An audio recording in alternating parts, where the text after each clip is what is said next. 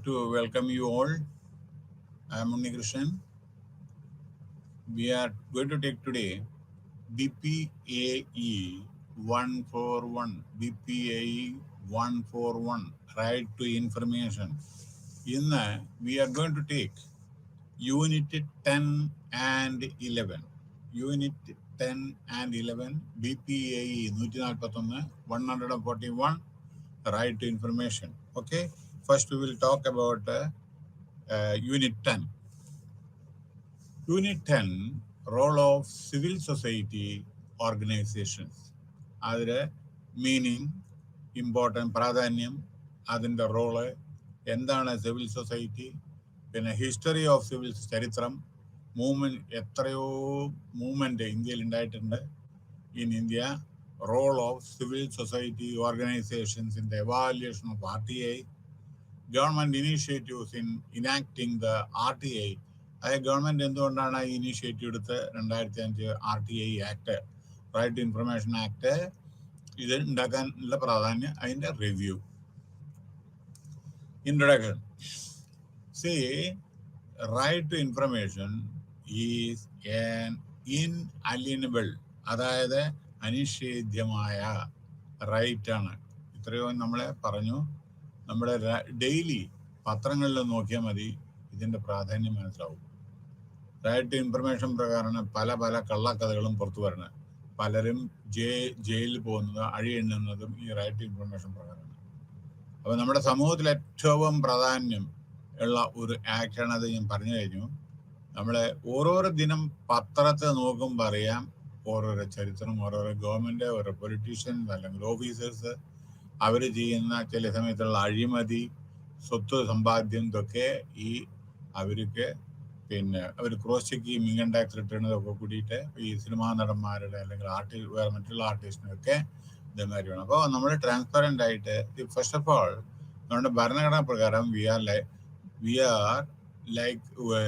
R to pay the tax to the nation or to the state. നമ്മുടെ ഇന്ത്യയുടെ development പർപ്പസിൽ നമ്മുടെ പൈസ accumulate ചെയ്ത് പോരാ, നികുതി കൊടുക്കാനുള്ള നികുതി ഗവൺമെന്റിലേക്ക് അടച്ചേ തീരൂ. ഇല്ലെങ്കിൽ ഇതേമാതിരി സംഭവിക്കും. ഡെയിലി പത്രം നോക്കൂ ആരെല്ലാം അഴിയെണ്ണുന്നുണ്ടെന്ന്. Okay, so right to information. ഇപ്പോൾ Delhi chief minister again March 20 വരെ ജയിലിൽ നീട്ടി. ലാലു പ്രസാദ് എഗെയിൻ വയസ്സൊന്നും നോക്കില്ല, നമ്മളെ അബോധാവസ്ഥയിലുള്ള ആളുകൾ പോലും പിന്നെ പ്രശ്നങ്ങളുണ്ട് ചിലത്, മനസ്സിലായില്ലേ? അബോധാവസ്ഥയിലുള്ള റിട്ടയർഡ് ബ്യൂറോക്രാറ്റ്സിന്റെ പേരിൽ പോലും കേസുണ്ട്. അതായത് 85 വയസ്സായ ആളുകളുടെ പേരിലും കേസുണ്ട്, മനസ്സിലായില്ലേ? ചാരക്കേസിലൊക്കെ 70, 75, 80 വയസ്സായ ആളുകളൊക്കെയാണ്. അപ്പം അത് ഒരു കേസിൽ പെട്ടാൽ അത് ശരി. അപ്പം നമ്മൾ എന്താണ് ശ്രദ്ധിക്കേണ്ടത്? ഇത് സമൂഹത്തിന് എന്താ കൊടുക്കുന്ന മെസ്സേജ്? പലനാൾ കള്ളൻ ഒരു നാൾ വലയിൽ, ഇന്ന് കാണുന്നതെല്ലാം നാളെ. ഇന്ന് നിങ്ങൾക്ക് പണവും പ്രതാപവും എല്ലാം ഉണ്ടായിരിക്കും, പക്ഷെ നാളെ അതെവിടെ പോവും അല്ലെങ്കിൽ എങ്ങനെയാവും എന്ന് അറിഞ്ഞുകൂടാ.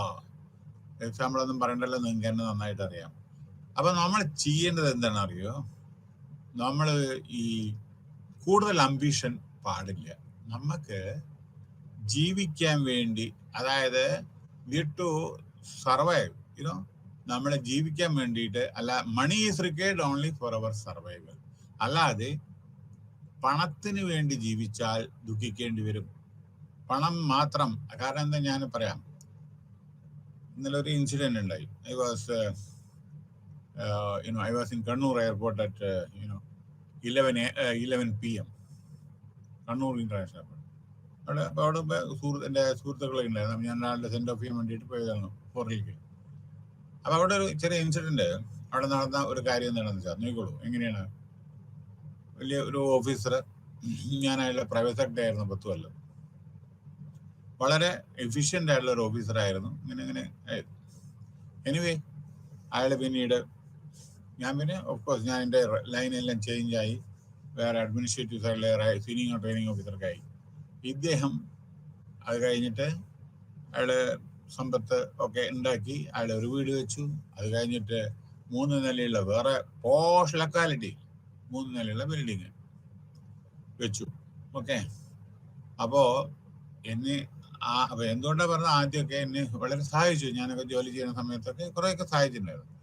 പക്ഷേ സഹായത്തിനേക്കാളും എനിക്ക് ഉപദ്രവമാണ് പിന്നീട് വന്നത്. എന്താ കാരണം എന്ന് വെച്ചാൽ, ഒരു പിന്നെ അയാളൊരു കേസിലെന്തോ പെട്ട് നമ്മുടെ ഈ കമ്പനിയുടെ ഒരു ഡിസിപ്ലിനറി ആക്ഷനിൽപ്പെട്ട് അയാളെ രക്ഷിക്കാൻ വേണ്ടി ഞാൻ എന്താ പറയേണ്ട ഓരോരോ ഗവൺമെന്റ് ഓഫീസിലും സെൻട്രൽ ഗവൺമെന്റ് ഓഫീസിലൊക്കെ പോയിട്ട് അയാളെ രക്ഷിക്കാൻ വേണ്ടിയിട്ടൊക്കെ പല ആളെ കണ്ടിട്ടൊക്കെ ഞാൻ അയാളെ സഹായിച്ചു. അതായത് പറഞ്ഞിട്ട് അയാളുടെ പേരിൽ ആക്ഷൻ എടുക്കരുത്, അങ്ങനെയാണ് ഇങ്ങനെയാണ്, 2 കുട്ടികളുണ്ട്, അതുണ്ട് ആന ചേനെന്നൊക്കെ പറഞ്ഞിട്ട്. എനിവേ കുറെ കാലം കഴിഞ്ഞിട്ട് എൻക്വയറി ഓഫീസർ ഗവൺമെന്റ് ഓഫീസിൽ ഡെപ്യൂട്ടി സെക്രട്ടറി ആയിരുന്നു. ഇവരൊക്കെ അതെല്ലാം കഴിഞ്ഞിട്ട് ഞാൻ അനവധി പ്രാവശ്യം ഡൽഹിയിലെ മിനിസ്ട്രിയിലൊക്കെ പല കാര്യത്തിന് വേണ്ടിയിട്ടൊക്കെ പോയിട്ടുണ്ടായിരുന്നു. അത് ഇതിനു വേണ്ടിയിട്ട് മാത്രമല്ല, പല കാര്യത്തിനും. അപ്പോൾ ഒന്ന് ഇതായിരുന്നു ഇയാളുടെ എൻക്വയറിക്ക് ഉണ്ടായിരുന്നു. അപ്പോൾ ഞാനാണ് അസിസ്റ്റ് ചെയ്തിരുന്നത് അവർ ആ എൻക്വയറി ഓഫീസറെ. അപ്പോൾ അവരോട് പറഞ്ഞു ഇയാള് നല്ല ആളാണ്, അങ്ങനത്തെ ചെയ്യാത്ത ഒരു ഇതും അഴിമതിയൊന്നും ഇല്ലാത്ത ഒരാളാണെന്നൊക്കെ ഞാൻ പറഞ്ഞിട്ട് എനിവേ ഒരു ഏകദേശം 1 കൊല്ലം ഞാൻ ഇദ്ദേഹത്തിന് വേണ്ടി വളരെ കഷ്ടപ്പെട്ട് സഹായിച്ച്, ഒരു മലയാളി ആണ് അയാളെ രക്ഷിക്കണം എന്ന് പറഞ്ഞിട്ട് ഞാൻ വളരെ കഷ്ടപ്പെട്ടു. പൈസ രാത്രി 1 മണി വരെയൊക്കെയാണ് ഞാൻ ജോലി ചെയ്ത്. നോക്കുമ്പോൾ ഭക്ഷണമില്ല. എന്നിട്ട് ഇവിടെ വന്നിട്ട് ഒന്നും കഴിക്കാണ്ട് സാൻഡ്വിച്ച് വന്നിട്ട് റോട്ടിൽ നിന്ന് എന്തെങ്കിലും എന്താ കിട്ടണം വെച്ചാൽ അത് തിന്ന് രാത്രി 2 മണിക്ക് വന്ന് ഗസ്റ്റ് ഹൗസിൽ വന്നപ്പോൾ രണ്ടാമതും പോയി ഞാൻ. അങ്ങനെയൊക്കെ കുറെ ഇയാളെ സഹായിച്ച അവസാനം ഇയാള് കേസിൽ ജയിച്ചിട്ട് അയാളെല്ലാവരോടും, അയാളെ ഉപദ്രവിച്ച എല്ലാവരോടും അയാൾ നന്ദി പറഞ്ഞു. സഹായിച്ച എന്നോട് മാത്രം നന്ദി പറഞ്ഞില്ല. ഏറ്റവും കൂടുതൽ സഹായിച്ച, മോണിറ്ററിൽ എല്ലാം സഹായിച്ച എന്നോട് അയാൾ ഒരു നന്ദിയും പറഞ്ഞില്ല. മറ്റുള്ളവരെ ഇവിടെ എല്ലാവരോടും വീട്ടിൽ ചെന്ന് ഭാര്യാസഹിതം നന്ദി പറഞ്ഞു. എൻ്റെ വീട്ടിലെ എല്ലാ മലയാളീസും വരുന്നതായിരുന്നു. ഞാൻ അയ്യപ്പ സമാജം കേരള സമാജത്തിൻ്റെ സെക്രട്ടറി ആയിരുന്നു, വൈസ് പ്രസിഡന്റ് ആയിരുന്നു. അപ്പോൾ എല്ലാ മലയാളീസും ചണ്ഡീഗഡിൽ വരുമായിരുന്നു. കാരണം ഞാൻ ഒരു സീനിയർ ഓഫീസർ എന്നുള്ള നിലയ്ക്കും എല്ലാവരെയും ഞാൻ അറിയാവുന്നതാണ്, മലയാളീസിനൊക്കെ. അപ്പോൾ അവിടെ വരുമായിരുന്നു എല്ലാവരും. പക്ഷേ ഇദ്ദേഹം വന്നില്ല. ബാക്കി അയാൾക്ക് വേണ്ടി എഗൻസ്റ്റ് പ്രവർത്തിച്ച എല്ലാ വീട്ടിലും ഭാര്യ സഹിതം പോയി, നമ്മുടെ വീട്ടിൽ വന്നതുമില്ല. പോട്ടെ, ഇനി കണ്ടോളൂ രസം. ഞാനൊന്നും പറയില്ല. ഓക്കെ, അതെല്ലാവർക്കും ഓരോരുത്തരുടെ സ്വഭാവമല്ലേ, അതുകൊണ്ട് നമ്മളൊന്നും പറഞ്ഞു. പക്ഷെ എനിക്കറിയാലോ ആത്മാർത്ഥത ഞാൻ എത്രത്തോളം ചെയ്തു. അതില്ലെങ്കിൽ അയാൾ ജയിക്കുമായിരുന്നില്ല, കേസ് ജയിക്കുമായിരുന്നില്ല. കോടതിയിലൊക്കെ കേസ് ഉണ്ടായിരുന്നു. പക്ഷെ ഇയാൾക്ക് അനുകൂലമായിട്ട് റിപ്പോർട്ട് എന്ന് വെച്ചാൽ നമ്മൾ വേറെ ഇൻഫ്ലുവൻസ് വന്നിട്ടല്ല, അയാളെ നിഷ്കളങ്കരാണ് അങ്ങനെയാണ് പറഞ്ഞിട്ട് അയാൾ പറഞ്ഞ് മനസ്സിലാക്കി കൊടുത്തു. ഞാൻ ഇൻകം ടാക്സ് അതെന്താ അറിയുക, പ്രത്യേകിച്ച് ആരാ എൻക്വയറി ഓഫീസർ വെച്ചാൽ 34 വയസ്സേ ആയിട്ടുള്ളൂ. 24 കേസ് അയാൾ ഹാൻഡിൽ ചെയ്തു സെൻട്രൽ ഗവൺമെന്റ്. 24 ഡിസ്മിസലാണ്. അങ്ങനത്തെ ആളാണ് അയാൾ. Karnataka cadre IAS ഓഫീസറായിരുന്നു. അപ്പോൾ അയാൾ നമ്മൾ അങ്ങനെയൊക്കെ ഉണ്ടായത്. ഇനി ചുരുക്കത്തിൽ ഞാൻ എന്താ പറയുന്നത് വെച്ചാൽ, ഈയിടെ ഒരു വീട് വെച്ചു പോസ്റ്റ് ലൊക്കാലിറ്റിയിൽ. അപ്പോൾ അത് കഴിഞ്ഞു, അത് മകൾക്ക് കൊടുത്തു. മകളെ തട്ടിമറിച്ചു അച്ഛൻ്റെ. അപ്പം ഞാൻ എന്താ, ഈ സ്വത്തുക്കൾ ശാശ്വതമല്ല എന്നാ പറഞ്ഞതേ. സ്വത്തുക്കളില്ലെങ്കിൽ സമാധാനം ഉണ്ടാകും, സ്വത്ത് ഉണ്ടായാലേ സമാധാനം ഇല്ലാത്ത കേട്ടോ. അപ്പം അതിന് ഈ സ്വത്തിന് വേണ്ടി നിങ്ങൾ കടിപിടി കൂട്ടരുതെന്നാണ് ഞാൻ പറയുന്നത്. കണ്ടോളൂ, ഒരു വീട് അത് മകൾ മേടിച്ചു. പിന്നെ ഒരു വീട് 3 നില 4 നിലയുള്ള വേറെ എവിടെ ഒരു വീടുണ്ടായിരുന്നു. അതിൻ്റെ ഇടയിൽ ഇയാൾക്ക് അസുഖം ബാധിച്ചു. അയാൾക്ക് വളരെ സീരിയസ് ആയിട്ട് അസുഖം ബാധിച്ചു. ബാക്കിയുള്ള കാര്യമൊന്നും പറയുന്നില്ല. അസുഖം ബാധിച്ച സമയത്ത് അമ്മയുടെ കയ്യിൽ നിന്ന് മറ്റേ ബിൽഡിങ്ങും ആ കുട്ടി തരപ്പെടുത്തി. അതായത് എല്ലാ സ്വത്തുക്കളും ആ പെൺകുട്ടി കൈവശാക്കി. അപ്പൊ ഞാൻ ചോദിക്കുന്നൊരു ചോദ്യം, അക്കോറ വളരെയധികം എന്താ പറയണ്ടേ, രാവിലെ മുതൽ വൈകുന്നേരം രാത്രി 10 മണി വരെയൊക്കെയാണ് ജോലി ചെയ്യാറുണ്ട്. ഞാൻ ഒഫീഷ്യൽ പ്രൈവറ്റ് സെക്രട്ടറി ആയിരുന്നു 10 കൊല്ലം. എനിക്കറിയാം അയാൾക്ക് വളരെ സിൻസിയർ ആയിട്ടുള്ള ഒരാളായിരുന്നു. പക്ഷെ അവസാനം അയാൾക്ക് കുറെ ബുദ്ധിമുട്ട് വരുന്നു, കാരണം ഈ അസുഖങ്ങളൊക്കെ ആയിരുന്നു അയാൾക്ക്. അപ്പോൾ പക്ഷേ അയാൾ ഉണ്ടാക്കിയ സ്വത്ത് ഇന്ന് ഭാര്യയ്ക്ക് പോലും അനുഭവിക്കാനുള്ള യോഗ്യമില്ല. അപ്പൊ എന്താ ഞാൻ പറയുന്നറിയോ, നമ്മളെ അർഹിക്കുന്നത് നമ്മൾ നേടാവൂ. അതല്ലെങ്കിൽ മക്കളെ നിമിത്തോ അല്ലെങ്കിൽ മറ്റുള്ളവരുടെ നിമിത്തോ ഏതെങ്കിലും വിധത്തിൽ താറുമാറാകും. മനുഷ്യന് അതായത് സ്നേഹം എന്നുള്ളത് മറന്നു പോകുന്നു, ഉത്തരവാദിത്വം എന്നുള്ളത് മറന്നു പോകുന്നു. നമ്മുടെ അച്ഛനും അമ്മയും നമ്മളെ ഓൾഡ് ഏജ് ഹോമിലേക്ക് അയക്കുന്നു. പക്ഷെ നമ്മൾ മറക്കരുത്, ഇതേ പ്രതികാരം ഈ വരുന്ന തലമുറ അത് നമുക്കും ബാധകമാണ്. നമ്മൾ അതേമാതിരി ആക്കും. അവരെ പറഞ്ഞിട്ട് കാര്യമില്ല, സെൽഫിഷാണ് ഇപ്പം എല്ലാം ജീവിതം. ഇതെല്ലാം നമ്മളെ പൈസയ്ക്ക് വേണ്ടി ജീവിക്കരുത്, പക്ഷെ ജീവിക്കാൻ വേണ്ടി നമ്മൾ കഷ്ടപ്പെടണം. നമ്മളെ ഓക്കെ പിന്നെ നമുക്ക് വേണ്ട സർവൈവലിന് വേണ്ടി നമ്മൾ, അതല്ലെങ്കിലാണ് ഈ പ്രശ്നങ്ങളൊക്കെ. പിന്നെ ഒന്നും ഞാൻ പറയുന്നു, സത്യസന്ധതയോട് കൂടിയ നിങ്ങൾ ജോലി ചെയ്യുകയാണ് എന്നുണ്ടെങ്കിൽ നിങ്ങളൊന്നും പേടിക്കേണ്ട ആവശ്യമില്ല. നിങ്ങൾക്ക് ഒരസുഖം വരില്ല, പേടിക്കണ്ട. ഓക്കെ, ഒരസുഖം വരില്ല. അതേമാതിരി ഈ അസുഖം വരുന്നതും ഹാർട്ട് അറ്റാക്ക് വരുന്നതും എന്നും ഡോക്ടറെ അടുത്ത് പോകുന്നതും നമ്മുടെ ജീവിത ശൈലി, അനാവശ്യമായ പണം, ടെൻഷൻ, അയ്യോ ബാങ്കിലിട്ടു, അതിന് ഇത്ര ഡെപ്പോസിറ്റ് ഇട്ടു, അയ്യോ ഷെയർ മാർക്കറ്റ് ഇട്ടു, അത് പോയി. കണ്ടില്ലേ ഇപ്പൊ ഷെയർ മാർക്കറ്റ് ഒരു പ്രശ്നമില്ലല്ലോ, നമുക്ക് കാശ് ഉണ്ടെങ്കിലല്ലേ ഇടൂ. ഉണ്ടെങ്കിൽ ഇടുക, ഇല്ലെങ്കിൽ വേണ്ട. പക്ഷെ നിങ്ങൾ നിക്ഷേപിക്കുന്ന സമയത്ത് ഗവൺമെന്റ് ഇൻസ്റ്റിറ്റ്യൂഷൻസിൽ നിക്ഷേപിക്കൂ. അത് എവിടെയും തകരാൻ പോകുന്നില്ല, അത് ഗവൺമെന്റ് വരും. ഇപ്പൊ സ്റ്റേറ്റ് ബാങ്ക് ഓഫ് ഇന്ത്യ ആയിക്കോട്ടെ, വേറെ എന്തെങ്കിലും ബാങ്ക്, അത് നാഷണലൈസ് ബാങ്കാണ്. അവ ശ്രദ്ധിച്ച് ഇത് കാര്യം ചെയ്യണം. അപ്പോ democracy becomes vibrant if the people assert their rights and privileges on the basis of their awareness. ഒരു ഡെമോക്രസി എന്ന് പറഞ്ഞാൽ പുസ്തകം നോക്കിയിട്ട് നമ്മൾ സത്യപ്രതിജ്ഞ ചെയ്താൽ പോരാ. ഞാൻ എൻ്റെ രാജ്യത്തിനെ സ്നേഹിക്കുന്നു, ഞാൻ രാജ്യത്തിന് എതിരായിട്ടൊന്നും പ്രവർത്തിക്കരുത്, ഞാൻ എൻ്റെ ഇൻഫ്ലുവൻസ് ചുമത്തി ഞാൻ യാതൊന്നും ചെയ്യില്ല, അങ്ങനെയാണ് ഇങ്ങനെയാണ്, എൻ്റെ റിലേറ്റീവ്സിനും വേറെ ഒന്നും പറയുന്നതിൻ്റെ നേരെ വിപരീതമാണ് നമ്മൾ ചെയ്യുക.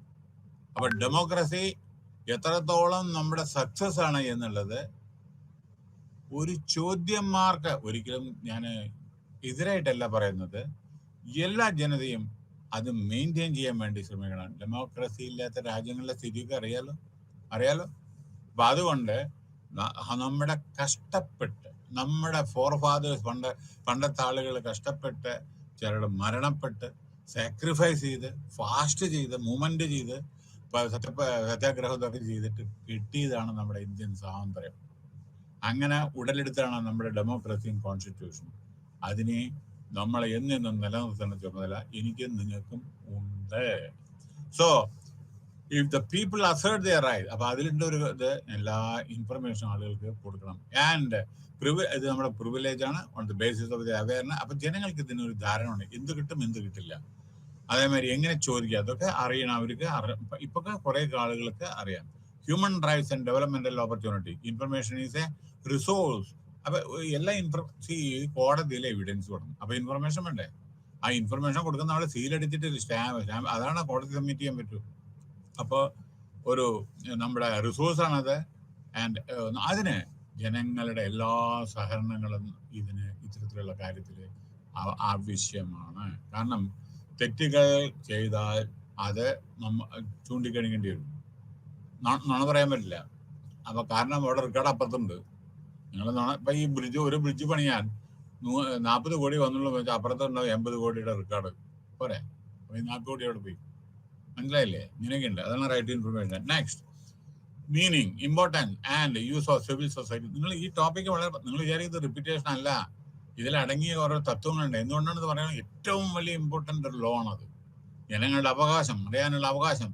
ഇന്ന് നടക്കുന്ന കോലാഹലം നമ്മളെന്തെങ്കിലും ചോദിച്ചാൽ തരാതിരിക്കുക. മീഡിയ തോന്നിവാസം അല്ലാതെ, അതായത് അവരോട് മീഡിയയുടെ വിധത്തിൽ പ്രൊപ്പഗണ്ട ചെയ്യുന്നത് നിങ്ങൾക്കറിയാം. എന്താ 2-3 ദിവസം മുമ്പേ ഏഷ്യാനെറ്റ് ന്യൂസ് ചാനലിൽ എന്താ ഉണ്ടായതൊക്കെ, ബാക്കിയൊന്നും ഞാൻ പറയുന്നില്ല. നമുക്ക് ഇഷ്ടമുള്ളത് നമ്മൾ ചെയ്യുന്നു, തോന്നിയ മാതിരി ടെലികാസ്റ്റ് ചെയ്യുന്നു, ഓരോരുത്തർ ഓരോരോ വിധം റേറ്റിംഗ് കൂട്ടാൻ വേണ്ടിയിട്ട് ചെയ്യുന്നു, അങ്ങനെയൊക്കെ ചെയ്യുന്നു. അതുകൊണ്ടൊന്നും ജനങ്ങൾക്ക് പ്രയോജനമില്ല. നിങ്ങൾ റേറ്റിംഗ് കൂട്ടിയിട്ട് ജനങ്ങളോട് നുണയും പറഞ്ഞിട്ട് ഓർക്കേണ്ട എന്താണെന്ന് വെച്ചാൽ, റിപ്പോർട്ടിങ്ങിൽ പ്രധാനപ്പെട്ട ഒരു ഘടകം എന്താണെന്ന് അറിയാം. ജേർണലിസത്തില് നിങ്ങളുടെ ചെറിയൊരു റിപ്പോർട്ടിംഗ് കൊണ്ട് ഒരു കുടുംബം നാമാവിശേഷമോ താറുമാറാകും. നിങ്ങൾ നുണയും പറഞ്ഞിട്ട് എന്തെങ്കിലും റിപ്പോർട്ട് ചെയ്ത് റേറ്റിംഗ് കൂട്ടാൻ വേണ്ടിയിട്ട് ചെയ്തിട്ടുണ്ടെങ്കിൽ ആ കുടുംബം ആത്മഹത്യ ചെയ്യേണ്ടി വരും. സമൂഹത്തിന്റെ മുമ്പിൽ മാനക്കേടുണ്ട്, അവര് സൂയിസൈഡ് ചെയ്യേണ്ടി വരും, ഫാമിലി. അങ്ങനെ ശ്രദ്ധിക്കണം. നമുക്ക് വളരെ ഉത്തരവാദിത്തം, ഓരോ സിറ്റിസണും അവനവന്റെ, അത് നമ്മുടെ മാത്രമല്ല മറ്റുള്ള കാര്യം കൂടി നമ്മൾ ശ്രദ്ധിക്കണം. അപ്പോൾ അതാണ് ഞാൻ പറയുന്നത്. ഡെമോക്രസി എന്ന് വെച്ചാൽ സത്യപ്രതിജ്ഞ ചെയ്യുന്നത് നമ്മുടെ മന്ത്രിമാരൊക്കെ എന്തോ ഒരു സത്യപ്രതിജ്ഞ ചെയ്യുന്നതെന്ന് ആലോചിച്ച് നേരായിട്ട് വിപരീതമാണ് ചെയ്യുന്നത്. നോക്കൂ, ഒരു സത്യപ്രതിജ്ഞ ചെയ്യുന്ന മന്ത്രി ഇപ്പോഴുണ്ട് നിലവില്. എന്താ പറഞ്ഞറിയാം? ഭരണഘടന കൊടച്ചക്രം എന്നാണ് പറഞ്ഞത്. എന്ത് ഭരണഘടന? ഏറ്റവും മോശമായിട്ട് അഴിമതി ചെയ്യാനുള്ളതാണ്, അങ്ങനെയൊക്കെയാണ് പറയുന്നത്. ഒരു സത്യപ്രതിജ്ഞ ചെയ്ത ഒരു മന്ത്രി ആണ് പറഞ്ഞത് കൊടച്ചക്രാണെന്ന്. പറയാൻ പാടില്ല. ഉടനടി ഡിസ്മിസ് ചെയ്യണം അത്തരത്തിലുള്ള ആളുകളെ ഭരണഘടനയ്ക്ക് ഏജൻസി ആയിട്ട്. കാരണം സത്യപ്രതിജ്ഞ ചെയ്ത ആളാണ്. സത്യപ്രതിജ്ഞ പറഞ്ഞാൽ ഭരണഘടന ഇത് പാലിക്കുന്നതാണ്. അങ്ങനെയൊക്കെ ഉണ്ടായിട്ടുണ്ട്. അപ്പൊ ഇതൊക്കെ നമ്മളെ ഓവർ സ്മാർട്ട് ആവാണ്. ഭരണഘടന വളരെ ജനങ്ങൾക്ക് വളരെ വെൽഫെയറിന് വേണ്ടിയിട്ടാണ്. അതാണ് ഞാൻ പറയുന്നത് കേട്ടോ. ഓരോ ഉദാഹരണം പറയുമ്പോൾ നിങ്ങൾ തെറ്റിദ്ധരിക്കണം, ഞാൻ ഇങ്ങോട്ടാണ് അങ്ങോട്ടാണ് അങ്ങനെ വിചാരിക്കരുത്. നടന്ന സംഭവമാണ് അതൊക്കെ. അതുകൊണ്ടാണ് ഞാൻ പറയുന്നത്. എന്തുവാണെന്ന് ഏറ്റവും അഴിമതി ചെയ്യാൻ പറ്റുന്നതാണ് നമ്മുടെ ഡെമോക്രസി. അതെങ്ങനെയാണ് അഴിമതി ചെയ്യാൻ പറ്റുക ഡെമോക്രസിയിൽ? നിങ്ങൾ അഴിമതി ചെയ്യാതെ ഡെമോക്രസി പറയുന്നുണ്ടോ അഴിമതി ചെയ്യാൻ വേണ്ടിയിട്ട്? നിങ്ങൾക്ക് കൈക്കൂലി വാങ്ങാൻ എങ്കിൽ അത് നിങ്ങൾ വാങ്ങിയാലല്ലേ കൈക്കൂലിയാവും. നിങ്ങൾ വാങ്ങാതിരുന്ന പോരെ. സത്യം പറയണം എന്ന് പറയുന്നത് സത്യം പറഞ്ഞാൽ വരും. നിങ്ങൾ നുണ പറയണ്ടല്ലേ, നുണ പറയാനല്ലേ കാര്യം പ്രശ്നമുള്ളൂ. അപ്പൊ നമ്മൾ നല്ല ലൈനിൽ പോയി നമുക്കെന്താ പ്രശ്നം അല്ലേ? അത്രയല്ലേ ഉള്ളൂ. ഒരാളെ ഒരു കൊലപാതകം ചെയ്ത അറിയണം ശിക്ഷ വരുന്നു. അപ്പൊ നമ്മൾ കൊലപാതകം ചെയ്യാൻ ഞാൻ പറയാം. അപ്പൊ നമ്മള് നിയമങ്ങൾ പാലിക്കുക, അതാണ് വേണ്ടത്. അപ്പോ ഇവിടെ പറയുന്ന റോമൻ വേർഡ് സൊസൈറ്റി എന്ന് പറയുന്നത് society civils was the root word of having synonymity with gods. നല്ല സൊസൈറ്റി, നല്ല സമൂഹത്തിൽ ജീവിക്കാനും ഒരുവിധം അങ്ങോട്ടും ഇങ്ങോട്ടും. എന്തിനാ നമ്മൾ മാവേലി നാടുവാണ് ഇനിയും കാലം മനുഷ്യരെല്ലാം ഒന്നുപോലെ, കള്ളവുമില്ല ചതിയുമില്ല. അതാണ് സമൂഹം. അങ്ങനെയാണ് നമ്മൾ ഇന്നില്ല, ഇതൊക്കെ പറഞ്ഞു പണ്ട് നടക്കുന്നതാണ്. പക്ഷെ ഇന്നും എത്രയോ നല്ല ചെറിയ ചെറിയ കൺട്രിയില് ഇതേമാതിരി ഗുഡ് സൊസൈറ്റി, പിന്നെ നന്മയും തിന്മയും ഒരു സൊസൈറ്റിയിൽ ഉണ്ടാവും. ഒരു സൊസൈറ്റി എന്ന് പറഞ്ഞാൽ പല രാഷ്ട്രീയക്കാരും അതിലുണ്ടാവും. എല്ലാം കൂടി അടങ്ങിയതാണ് ഒരു സൊസൈറ്റി കേട്ടോ. So it was Hegel, the German philosopher who had coined the civil society എന്ന് വെച്ചാൽ അയാളാണ് ജർമ്മൻ ഫിലോസഫറാണ് ഇതിന്റെ ഒരു തിയറി കണ്ടുപിടിച്ചത്. ഈ civil society people voluntary civil society പറഞ്ഞാൽ അന്യോന്യം പരസ്പര സഹായം. നമുക്കറിയാലോ, ഓരോരോ ഈ വെള്ളപ്പൊക്കത്തിലും അതേമാതിരി ലാൻഡ് സ്ലൈഡൊക്കെ ഓരോ ജനങ്ങൾ അവരുടെ സ്വന്തം ജീവൻ പണയം വെച്ചിട്ടാണ് മറ്റുള്ളവരെ ഹെൽപ്പ് ചെയ്തത്. ഒരു കുട്ടി വെള്ളത്തിൽപ്പെട്ടിട്ടുണ്ടെങ്കിൽ ആ കുട്ടിയെ ഒഴുകിക്കൊണ്ടിരിക്കുന്ന നദിയിൽ ചാടിയിട്ടൊക്കെയാണ് രക്ഷപ്പെടുന്നത്. അതൊക്കെയാണ് നമ്മുടെ ഓരോ ധർമ്മങ്ങൾ, മനസ്സിലായോ? ഓരോരുത്തർ ആത്മഹത്യ ചെയ്യുന്നു, അപ്പൊ ആ സമയത്ത് അവരെ രക്ഷിക്കുന്നു. അങ്ങനെയൊക്കെ എത്രയോ നമ്മുടെ ആളെ എന്നിട്ട് അവരും മരണപ്പെടുന്നു. ഈ സഹായിക്കാൻ വന്ന ആളെ അവര് മരണപ്പെടും, മറ്റേ ആളെ രക്ഷപ്പെടും. ഇങ്ങനെയൊക്കെയുണ്ട് സംഭവം, മനസ്സിലായോ? പക്ഷെ ഇതൊക്കെ നമ്മളെ എന്താ പറയണ്ടത്, വളരെയധികം ജനങ്ങൾക്ക് സേവനം ചെയ്താൽ അത് നല്ലതായിരിക്കും. കാരണം അതേ പ്രകാരം അവരും നമ്മളെയും സേവനം ചെയ്യും. നമ്മൾ എങ്ങനെ പെരുമാറുന്നോ അതനുസരിക്കും അവരും, മനസ്സിലായില്ലേ? So no, the civil society as an autonomous space. അവർക്ക് അവരുടേതായ ഒരു identity civil society which is independent of the state of the ഗവൺമെന്റിന്റെയും ഇതല്ല സ്റ്റേറ്റ്. അവർ അവരുടേതായ വിധത്തിലുള്ള where citizen keep watch on the state or അവർ വാച്ച് ചെയ്യുന്ന എന്താ ഗവൺമെന്റ് ചെയ്യണമെന്ന്. ഗവൺമെന്റ് നിങ്ങൾ വിചാരിക്കരുത്. അപ്പൊ ഞാൻ ഈ മിഞ്ഞാന്ന് രാത്രി ഞാൻ ഒരു സ്ഥലത്ത് പോയ സമയത്ത് they were talking about terrific situation they are facing because of maladministration. ഞാൻ പേര് പറയുന്നില്ല, കാരണം ഇത് ആൾ ഇന്ത്യ ടെലികാസ്റ്റാണ്, അതുകൊണ്ട് ഞാൻ പറയുന്നില്ല. ഒരു പറയുന്ന വിഷമങ്ങള് 40 ദിവസമായിട്ടും വെള്ളം വന്നില്ല പൈപ്പിൽ നിന്ന്. ആലോചിച്ച് നോക്കൂ. എന്നിട്ട് എത്രയോ ദൂരെ പോയി നിന്നിട്ട് 70 വയസ്സായ ആൾ 75 വയസ്സായ ആളും അച്ഛനും അമ്മയും പോയിട്ട് വെള്ളം കൊണ്ടുവന്നിട്ട് കുളിക്കാനും തുണിയും. വെള്ളം വരെ പൈപ്പുണ്ട്, വെള്ളമില്ല. നേരെ മറിച്ച് മറ്റുള്ളവർക്കുണ്ട്, രാഷ്ട്രീയം ഉള്ള ആളുകളുടെ പൈപ്പിൽ വെള്ളമുണ്ട്. ഇങ്ങനെയൊക്കെയുണ്ട്. അങ്ങനെയൊക്കെ അപ്പൊ എന്നോട് കുറേ പറയണം. ഞാനൊന്നും ഒരക്ഷരം വേണ്ടിയില്ല. എന്താ കാരണം അറിയാം? ഞാൻ എന്തിനു പറയണത്? പറഞ്ഞിട്ട് നന്നാവാൻ പോകണ്ടോ? വെറുതെ എന്റെ എനർജി കളയാന്നല്ലാണ്ട് ഒരു പ്രയോജനമില്ല. കാരണം എന്താ വെച്ചാൽ ഇതൊക്കെ സ്വയം തോന്നണം. അതാണ് സിവിൽ സൊസൈറ്റി. ജനങ്ങളുടെ നന്മ, സ്വന്തം നന്മയല്ല. ഒരു മിനിറ്റ്, ഞാനൊരു കാര്യം ചോദിക്കട്ടെ. നിങ്ങൾ സുഭിക്ഷായി ഭക്ഷണം കഴിച്ചു വിചാരിക്കുക, സുഭിക്ഷായിട്ട് എല്ലാ നമ്മുടെ പദാർത്ഥങ്ങളോടുകൂടി പായസം, 2 വിധ പായസം കുടിച്ചു. അപ്പുറത്തെ ഭിക്ഷയാചിച്ച് ഒന്നുമില്ല, പട്ടിണി കിടന്ന് 3-4 ദിവസമായി ഭക്ഷണം കഴിക്കാത്ത ഒരാൾ നിങ്ങളുടെ മുമ്പിൽ നിൽക്കുന്നു. നിങ്ങളെ കുമ്പ നിറച്ചിട്ട് വയറ് നിറച്ചിട്ട് നിങ്ങൾ എന്ന് പറഞ്ഞ് ശ്വാസം വിടുന്നു. ഏതാണ് എന്താ ചെയ്യേണ്ടത്? നമ്മൾ നേരിയ മറിച്ച് ആ സമയത്ത് നമ്മൾ അദ്ദേഹത്തിന് ഒരു ഭക്ഷണം കൊടുക്കുക, നമ്മളെ എന്താ പറയേണ്ടത്, ഒരു ദൈവതുല്യമാണ്. കാരണം അവർക്ക് ആ ഭക്ഷണം വളരെ ചില സമയത്ത് എന്താ പറയേണ്ടത്, അത്രയോ പ്രയോജനം. കാരണം അവർ 3-4 ആയിരിക്കും. അതാണ് നമ്മൾ ശ്രദ്ധിക്കേണ്ടത്. അപ്പൊ നമ്മളെ സൊസൈറ്റി എന്ന് പറഞ്ഞാൽ law and order, mutual corporation, love and affection, എല്ലാ അവയർനെസ് ഒക്കെ, അതൊക്കെയാണ് നല്ല സൊസൈറ്റി വേണ്ടത്. പിന്നെ നല്ല കൾച്ചർ, അതേമാതിരി കൊലപാതകമോ അല്ലെങ്കിൽ കളവോ ഒന്നുമില്ലാതെ സത്യസന്ധത ഉണ്ട് കേട്ടോ. നമ്മുടെ നാട്ടിലുണ്ടേ അങ്ങനെ എത്രയോ നല്ല നല്ല സൊസൈറ്റി ഉണ്ട്. വളരെ പരസ്പരം ഉപകാരം ചെയ്യുന്ന ഒരു വളരെ നല്ല സൊസൈറ്റി ഉണ്ട് കേട്ടോ. അങ്ങനെ നമ്മളെല്ലാം മോശമായിട്ടൊന്നും പറയാൻ പാടില്ല. എത്രയോ അങ്ങനെ വേണമെന്നാണ് പറയുന്നത് കേട്ടോ. നമുക്കില്ലെങ്കിലും മറ്റുള്ളവർക്ക് കൊടുക്കുക, മറ്റുള്ളവർക്ക് ഇല്ലെങ്കിലും നമ്മൾ ഭക്ഷണം കഴിച്ചില്ലെങ്കിലും മറ്റുള്ളവരെ ഭക്ഷണം കഴിക്കുക. അതിൻ്റെ ഒരു സുഖം വേറെയാണ് കേട്ടോ. നമ്മളെ ഭക്ഷണം കഴിച്ചില്ലെങ്കിൽ പട്ടിണി കിടക്കുന്ന ഒരാളുടെ ഭക്ഷണം കഴിച്ചു നോക്കൂ, അയാളെ തരുന്ന അപ്രീസിയേഷൻ നമ്മുടെ വയറെന്ന് പറയും. അല്ലാതെ നമ്മൾ ഞാൻ ഭക്ഷണം കഴിച്ചു ഇനിയിപ്പോൾ അയാൾക്ക് ഭക്ഷണം കൊടുക്കണത്തെ അതിനർത്ഥമില്ല. സോ നമ്മുടെ സൊസൈറ്റിയിൽ നമ്മൾ ശ്രദ്ധിക്കേണ്ട കാര്യങ്ങളാണ്. ധനികരും കുചേലന്മാരുണ്ടാവും, പക്ഷെ ഈ ധനികർ പിന്നെ കുചേലന്മാരാവാനും ചെയ്യുന്നുണ്ട്. ഈ കുചേലന്മാർ ധനികരാവാൻ ആവശ്യമുണ്ട് കേട്ടോ, മനസ്സിലായില്ലേ? അപ്പൊ അതൊക്കെ എപ്പോഴും സംഭവിക്കാം, എന്നും സംഭവിക്കാം. So civil society has an autonomous space. അതൊക്കെയാണ് civil refers to self organise. അപ്പോൾ നമ്മുടെ അത് വരുന്നുണ്ട്, കുറേ ഓർഗനൈസേഷൻസ് ഉണ്ട് that may attempt to influence pose rolled that compromise. അത് നോക്കൂ, യുണൈറ്റഡ് നേഷൻസ് ഓർഗനൈസേഷൻ ആണ് ഇതിന്റെ ഈ സിവിൽ സൊസൈറ്റിയുടെ പല പല ഇത് ഏർപ്പാട് ചെയ്ത്. Civil society, political right, human rights, ഇതൊക്കെ നമ്മുടെ യുണൈറ്റഡ് നേഷൻസ് പണ്ട് ആണ് അത് ഉടലെടുത്തത്. ഓക്കെ, 1948 ഓക്കെ, ആ സമയത്തും മറ്റേത് യുണൈറ്റഡ് നേഷൻസും അതേമാതിരി പല പല പല പല പല കാര്യങ്ങളിൽ ഇത് ചെയ്തതാണ് സിവിൽ സൊസൈറ്റിയെ പറ്റിയിട്ട്. ഇനി യെസ്, അപ്പോൾ civil society refers to organisation social movement, അത് പറയുന്നുണ്ട്, വരുന്നുണ്ട് കേട്ടോ. അപ്പോൾ പറയാം that may attempt to influence. ഇപ്പൊ റീസെന്റ് ആയിട്ട് ഒരു മൂവ്മെന്റ്, രാഹുൽ ഗാന്ധി കന്യാകുമാരി ടു ലഡാക്ക്, ഇവിടെ സോറി ജമ്മു കാശ്മീർ, അതും ഒരു മൂവ്മെന്റ് ആയിരുന്നില്ലേ? എന്താണത്? യൂണിറ്റി ആൻഡ് ഇന്റഗ്രിറ്റി, ടുഗെദർനെസ് അല്ലേ? അപ്പൊ നിങ്ങളത് രാഷ്ട്രീയമായിട്ട് എടുക്കും, ചിലപ്പോൾ അയ്യോ അയാളെ വോട്ടിന് വേണ്ടി. പക്ഷെ നമ്മൾ മദർ സ്പിരിറ്റ് തീർക്കും. എന്തായാലും ഒറ്റ ജോഡോ, അതായത് യൂണിറ്റി, എല്ലാവരും ഒന്നാണ് എന്ന് നമ്മൾ കരുതണമെന്ന് പറഞ്ഞിട്ടു. നമ്മൾ രാഷ്ട്രീയമായിട്ടൊന്നും എടുക്കണ്ടല്ലോ, അയാൾ രാഷ്ട്രീയം ഒന്നും പറഞ്ഞിട്ടില്ല. അത് യൂണിറ്റി, എല്ലാവരും ഒരേ മാതിരി. കാരണം എന്താ വെച്ചാൽ നമ്മൾ വിചാരിക്കുന്നതല്ല, പല സ്ഥലങ്ങളിൽ പല പ്രശ്നങ്ങളുണ്ട് അവിടെ, ഓരോ സ്ഥലത്ത്, ഓരോ സ്റ്റേറ്റിൽ. അപ്പൊ അതുകൊണ്ടാണ് അത് പറയുന്നത്. അപ്പൊ അതൊരു മൂവ്മെന്റ് ആണ്. പിന്നെ മറ്റുള്ള മൂവ്മെന്റ് ഒക്കെ ഞാൻ പറയാം പിന്നീട്. അടുത്തത്, civil society is very important today and discussion on democracy and human rights to incomplete with the taking into consideration the concept of democracy needs strong civil democracy പറഞ്ഞാൽ strong civil society ആവശ്യമാണ് to ensure that all organs of the government function within the parameters of the constitution.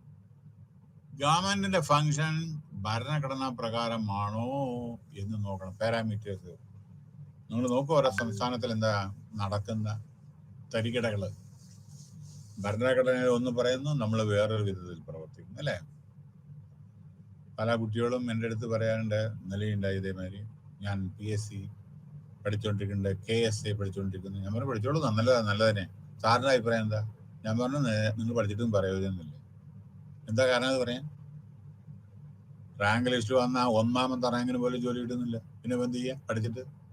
ചിലർ പറയും ഞാൻ PSCയിൽ കീഴിട്ട് എന്നിട്ട് PSC പാസ്സായതിന് ശേഷം കല്യാണം കഴിക്കുന്നു.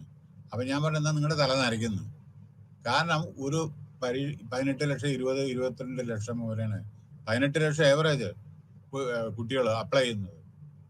അപ്പൊ ഈ 18 ലക്ഷത്തിൽ ആകെ വരെ 10 പോസ്റ്റ് ഉണ്ടാവില്ലെങ്കിൽ 15 പോസ്റ്റ് ഉണ്ടാവും വിചാരിക്കുക. നിങ്ങളുടെ റാങ്ക് ലിസ്റ്റ് വന്നിട്ട് എന്താ കാര്യം? അത് അപ്പ് ആൻഡ് ഡൗൺ, മറ്റേ താഴെയുള്ള ആള് മുകളിലും മുകളിലുള്ള താഴേക്കാണ് വരുന്നത്. ട്രാൻസ്പെറന്റ് അല്ല, merit is not recognised, that's all. അതിനർത്ഥം വേണ്ടെന്നല്ല, ഞാൻ നിരുത്സാഹപ്പെടുത്തല്ല. പക്ഷെ സത്യത്തോടു കൂടിയാണോ എന്ന് നിങ്ങൾ അന്വേഷിക്കുക. ബസ് എനിക്ക് അന്വേഷിക്കേണ്ട, എനിക്കറിയാം നന്നായിട്ട്. കാരണം ഞാൻ പറഞ്ഞല്ലോ, എത്രയോ റിക്രൂട്ട്മെന്റ് നടത്തിയ ആളാണ്. 7500 29 കൊല്ലത്തിനുള്ളിൽ വളരെ സത്യസന്ധയോട് കൂടിയിട്ട് ആത്മാർത്ഥമായി നമ്മൾ ജോലി ചെയ്ത് ഫുൾ അപ്രീസിയേഷനോട് കൂടിയിട്ട് I got 4 meritorious service award and 1 from late KR Narayanan, former president. ആകെ നമ്മുടെ മൂലധനം സത്യസന്ധത. അതായത് ഒരു വിധത്തിലും ഒരു റെക്കമെൻഡേഷൻ സ്വീകാര്യമല്ല. മെറിറ്റ് എപ്പോഴും റെക്കഗ്നൈസ് ചെയ്യുക. അപ്പൊ പിന്നെ പ്രശ്നമില്ലല്ലോ. പക്ഷെ അതല്ല മറ്റുള്ള പല സ്ഥലത്ത്. ഇന്നലെ when I was out of station, I had an opportunity to meet one girl. അപ്പൊ ഞാൻ ചോദിച്ചു, ആരാണ് നിങ്ങൾ? അപ്പൊ പറഞ്ഞു, അങ്ങനെ ഞാനൊരു ടീച്ചറാണ്, ഹയർ സെക്കൻഡറി ടീച്ചറാണ്. എങ്ങനെ കിട്ടിയേ? PSCയിൽ വന്നിരുന്നു, ലിസ്റ്റിൽ പേരുണ്ടായിരുന്നു. 45 ലക്ഷം കൊടുക്കേണ്ടി വന്നു. എങ്ങനെയുണ്ട്? റാങ്ക് ലിസ്റ്റിലെ പേരും വന്ന് 45 ലക്ഷം. പിന്നെ നിങ്ങളെ പരിശോധന കാശാണ് നേരിട്ട് കൊടുത്താൽ പോരെ. പരീക്ഷയ്ക്ക് വേണ്ടി നിങ്ങൾ തലയും പുണ്ണാക്കേണ്ട ആവശ്യം എന്താ? അങ്ങോട്ട് കാശ് നേരിട്ട് കൊടുത്താൽ പോരെ. അതെങ്ങനെ കൊടുത്ത കെട്ടുതാലിയും പണയം മറ്റെല്ലാം പണയം വെച്ചിട്ടാണ് കൊടുത്തിടണം. മനസ്സിലായില്ലേ? ഇങ്ങനെ എന്തിനാ കൊടുക്കണം? ഇത് ബാങ്കിലിട്ട് നിങ്ങൾക്ക് ഇൻട്രസ്റ്റ് കിട്ടല്ലോ. Why should you give? Why should you encourage such corruption? നമ്മളും പാർട്ടല്ലേ ഈ ഇത്തരത്തിലുള്ള കറപ്ഷനിലെ? നമ്മൾ അതിന്റെ പാർട്ടല്ലേ? ഈ റൈറ്റ് ടു ഇൻഫർമേഷൻ ഒക്കെ എന്തിനാ? നമ്മളല്ലേ കടന്ന് കളിക്കുന്നത് അല്ലേ? അപ്പൊ നോക്കോളൂ, ഞാൻ പേര് പറഞ്ഞ ഒരു ഫോർമർ ചീഫ് മിനിസ്റ്റർ മരിച്ചപ്പോ 3000 കോടി 2000 കോടി എവിടുന്ന് കിട്ടി? 2000 കോടി 3000 കോടി എവിടുന്നാ കിട്ടുന്ന പറയും? എങ്ങനെ സമ്പാദിച്ചു? എന്താണ് ചീഫ് മിനിസ്റ്റർ സാലറി? ഇപ്പോഴാണ് 2 ലക്ഷം 3 ലക്ഷം 2 ലക്ഷത്തെ ആയത്. പണ്ട് ഒന്നും ഉണ്ടായിരുന്നില്ല, അത്രയൊന്നും ഇല്ല. ഒരു MLA തന്നെ ഉള്ളൂ. അയാൾക്ക് കുറച്ച് മാക്സിമം 1 ലക്ഷമോ അല്ലെങ്കിൽ ട്രാവലിംഗ് അലവൻസ് ആണ് അവർക്ക്. എവിടുന്ന് കിട്ടി പൈസ? എവിടുന്ന് കിട്ടിച്ചു നോക്കണോ? അപ്പൊ അതന്നെയല്ലേ. അപ്പം പക്ഷെ ഇതും തിന്നാനുള്ള യോഗം ഉണ്ടാവില്ല ചിലപ്പോൾ. അറ്റാച്ച് ചെയ്യും പ്രോപ്പർട്ടി ഗവൺമെന്റ്, മനസ്സിലായില്ലേ? അപ്പൊ ഇതൊക്കെയാണ് നമ്മൾ നേരെ മറിച്ച് ഞാനൊരു കാര്യം ചോദിക്കട്ടെ, ഞാൻ എന്തുകൊണ്ടാണ് അത് പറയുന്ന അറിയോ? വരുന്ന തലമുറയെങ്കിലും you should be a role model to others. നമ്മുടെ ഇപ്പോഴത്തെ, ഞാൻ ആരും കുറ്റം പറയല്ല, പുതിയ ജനറേഷന് അംബിഷൻ മാത്രമേ ഉള്ളൂ. ആ സിൻസിയറിറ്റി ചില സമയത്ത് കാണുന്നില്ല. അതാണ് ഞാൻ പറയുന്നത്. എല്ലാവരുടെ കാര്യമല്ല ഞാൻ പറയുന്നത്. എത്രയോ നല്ല നല്ല നല്ല നല്ല ആളുകളുണ്ട്, എത്രയോ നല്ല ആളുകളുണ്ട്. അതല്ല ഞാൻ പറയുന്നത്, അങ്ങനെ തെറ്റിദ്ധരിക്കരുത്. ഇപ്പൊ ഞാനൊരു കാര്യം പറയട്ടെ, ഈ MLA-മാരും MP-മാരും കാട്ടിക്കൂടുന്ന കോലാഹലം. There was a chief minister, there was a minister, Prime Minister Lal Bahadur Shastri. എന്തായിരുന്നു അയാൾ പഠിച്ചത് എങ്ങനെയാ അറിയാമോ? ഗംഗാ നദിയിൽ നിന്ന് അങ്ങോട്ട് ആകെ ഒരൊറ്റ ഷർട്ട്, ഒരു മുണ്ടും. ഗംഗാ നദി അങ്ങോട്ടും ക്രോസ് ചെയ്ത് വളരെ വളരെ ശക്തിയോട് കൊടുക്കുന്ന ഗംഗാ നദി. അപ്പുറത്താണ് സ്കൂള്. അവിടെ പോയിട്ട് അങ്ങോട്ട് തോണിയില്ല, തോണിക്ക് കൊടുക്കാൻ കാശില്ല. അങ്ങോട്ട് പറഞ്ഞിട്ട് അത് കഴിഞ്ഞിട്ട് ഇങ്ങോട്ട്, അതും ഗംഗ തൊട്ടാ, നമ്മളൊരു മിനിറ്റ് തൊട്ടാ നമ്മൾ അടിച്ചു കൊണ്ടുപോകും. അത്ര ശക്തിയാണ് ഈ ഹരിദ്വാറിലും ഋഷികേശിലൊക്കെ. അങ്ങനെ അതും ഒരു പ്രൈം മിനിസ്റ്റർ ആയിരുന്നു. വളരെ എത്രയോ രാഷ്ട്രീയ പ്രവർത്തകരുണ്ട് മരിക്കുമ്പോൾ 10 പൈസ പോലും ഇല്ല. അങ്ങനെയുണ്ട് നല്ല ആളുകൾ എത്രയോ ഉണ്ട്. ഞാൻ പറയുന്നത് സൊസൈറ്റി വളരെ മോശമല്ല, പക്ഷെ അത് നമ്മളാണ് ഈ സൊസൈറ്റിയെ വളർത്തുന്നത്. മനസ്സിലായോ? നമ്മളാണ് ഈ സൊസൈറ്റിയെ വളർത്തുന്നത്. കാരണം എന്താന്ന് വെച്ചാൽ വിദ്യാഭ്യാസത്തിന്റെ ഓരോരുത്തർ നല്ല വിദ്യാഭ്യാസം. ഈ ഞാൻ പറയുമ്പോൾ നിങ്ങളെല്ലാം ഇതൊക്കെ എത്രയോ വിദ്യാഭ്യാസ സമ്പന്നരായ ആളുകളുണ്ട് അല്ലേ? നിങ്ങളിതിന് കാശ് കൊടുക്കുന്നത്? ജോലി, കിട്ടുന്ന ജോലി മതിന്ന്. ഞങ്ങളൊന്നും എനിക്ക് 70 വയസ്സായി, ഞാൻ 10 പൈസ ഒരാള് കൊടുത്തിട്ടില്ല, വാങ്ങിയിട്ടുമില്ല, ഞാൻ എന്താ പറയണ്ടേ, അങ്ങനെ സ്വീകരിച്ചിട്ടും ഇല്ല. നിങ്ങൾക്ക് കഴിവുണ്ടെങ്കിൽ നിങ്ങൾക്ക് ജോലി കിട്ടില്ല, വേണ്ട. ഇവർക്ക് ഇതേമാതിരി ഇവരുടെ കാല് പിടിച്ചിട്ടും അതുകൊണ്ട് നമുക്ക് വേണ്ട ഒരു കാര്യം. I got one daughter and she told that she was in Hyderabad, studied in Punjab, Chandigarh. She told that when I asked her to come to our state, Kerala, and when I got transferred from here as promotion, she told, Papa, I will come, provided you should not insist for getting a job in Kerala. On merit, 1 interview, 2 interview, maximum I can apply. Then you don't compel me to sit for any examination. അതേമാതിരി സംഭവിച്ചു. ഇവിടെ select ചെയ്തു, ഇവിടെ പാസ്സായി, select ചെയ്തു വേറെ ആളുകൾ. പോരാ, ഒരു പോസ്റ്റിന് 3 ക്യാബിനറ്റ് മിനിസ്റ്ററാണ് റെക്കമെൻഡ് ചെയ്തത്. പിന്നെ എന്ത്, ഒറ്റ പോസ്റ്റ് 3 ക്യാബിനറ്റ് മിനിസ്റ്റർ. അതും ആ സ്ഥാപനത്തിന്റെ മുതലാളി, അതിന്റെ മിനിസ്റ്റർ, ക്യാബിനറ്റ് മിനിസ്റ്റർ ആ സ്ഥാപനത്തിന്റെ ചെയർമാനാണ്. അത് ക്യാബിനറ്റ് മിനിസ്റ്റർ ഗവൺമെന്റിന്റെ. അയാൾ പിന്നെ റെക്കമെൻഡ് ചെയ്താൽ നമ്മൾ കിട്ടുക. അതൊന്ന്. പിന്നെ രണ്ടാമത് ബാങ്കിൽ അപ്ലൈ ചെയ്തു. നോക്കിക്കോളൂ. അതിനുശേഷം never I will apply. Government എന്താണ് ഉണ്ടായിരുന്നത്? ഗവൺമെന്റിലെ പ്രൊബേഷൻ ഓഫീസേഴ്സിന്റെ ഒക്കെ എന്തറിയോ? Minimum graduation is required. Anybody can apply. 50% mark എന്താണ് പറഞ്ഞത്? പേപ്പറിലുണ്ടായിരുന്നു മിനിമം ഇത്. അപ്പോ ഷി വാസ് പോസ്റ്റ് ഗ്രാജുവേറ്റ്. അപ്പൊ ആ അഡ്വർടൈസ്മെന്റ് ഉണ്ട്, even post graduate can also apply. Post graduate can also apply എന്നെഴുതിയിട്ടുണ്ട്, മിനിമം ഗ്രാജുവേഷൻ. അപ്പം ആൾസോ അപ്ലൈ പറഞ്ഞാൽ ഇവിടെ അപ്ലൈ ചെയ്തു. അപ്പൊ അങ്ങനെ ഒരു ദിവസം ഞാൻ പച്ചക്കറി എനിക്കറിയില്ല, ഒരു റിപ്ലൈ കിട്ടുന്നില്ല. ഇന്റർവ്യൂവിനൊന്നും ഒരു റിപ്ലൈ കിട്ടില്ല.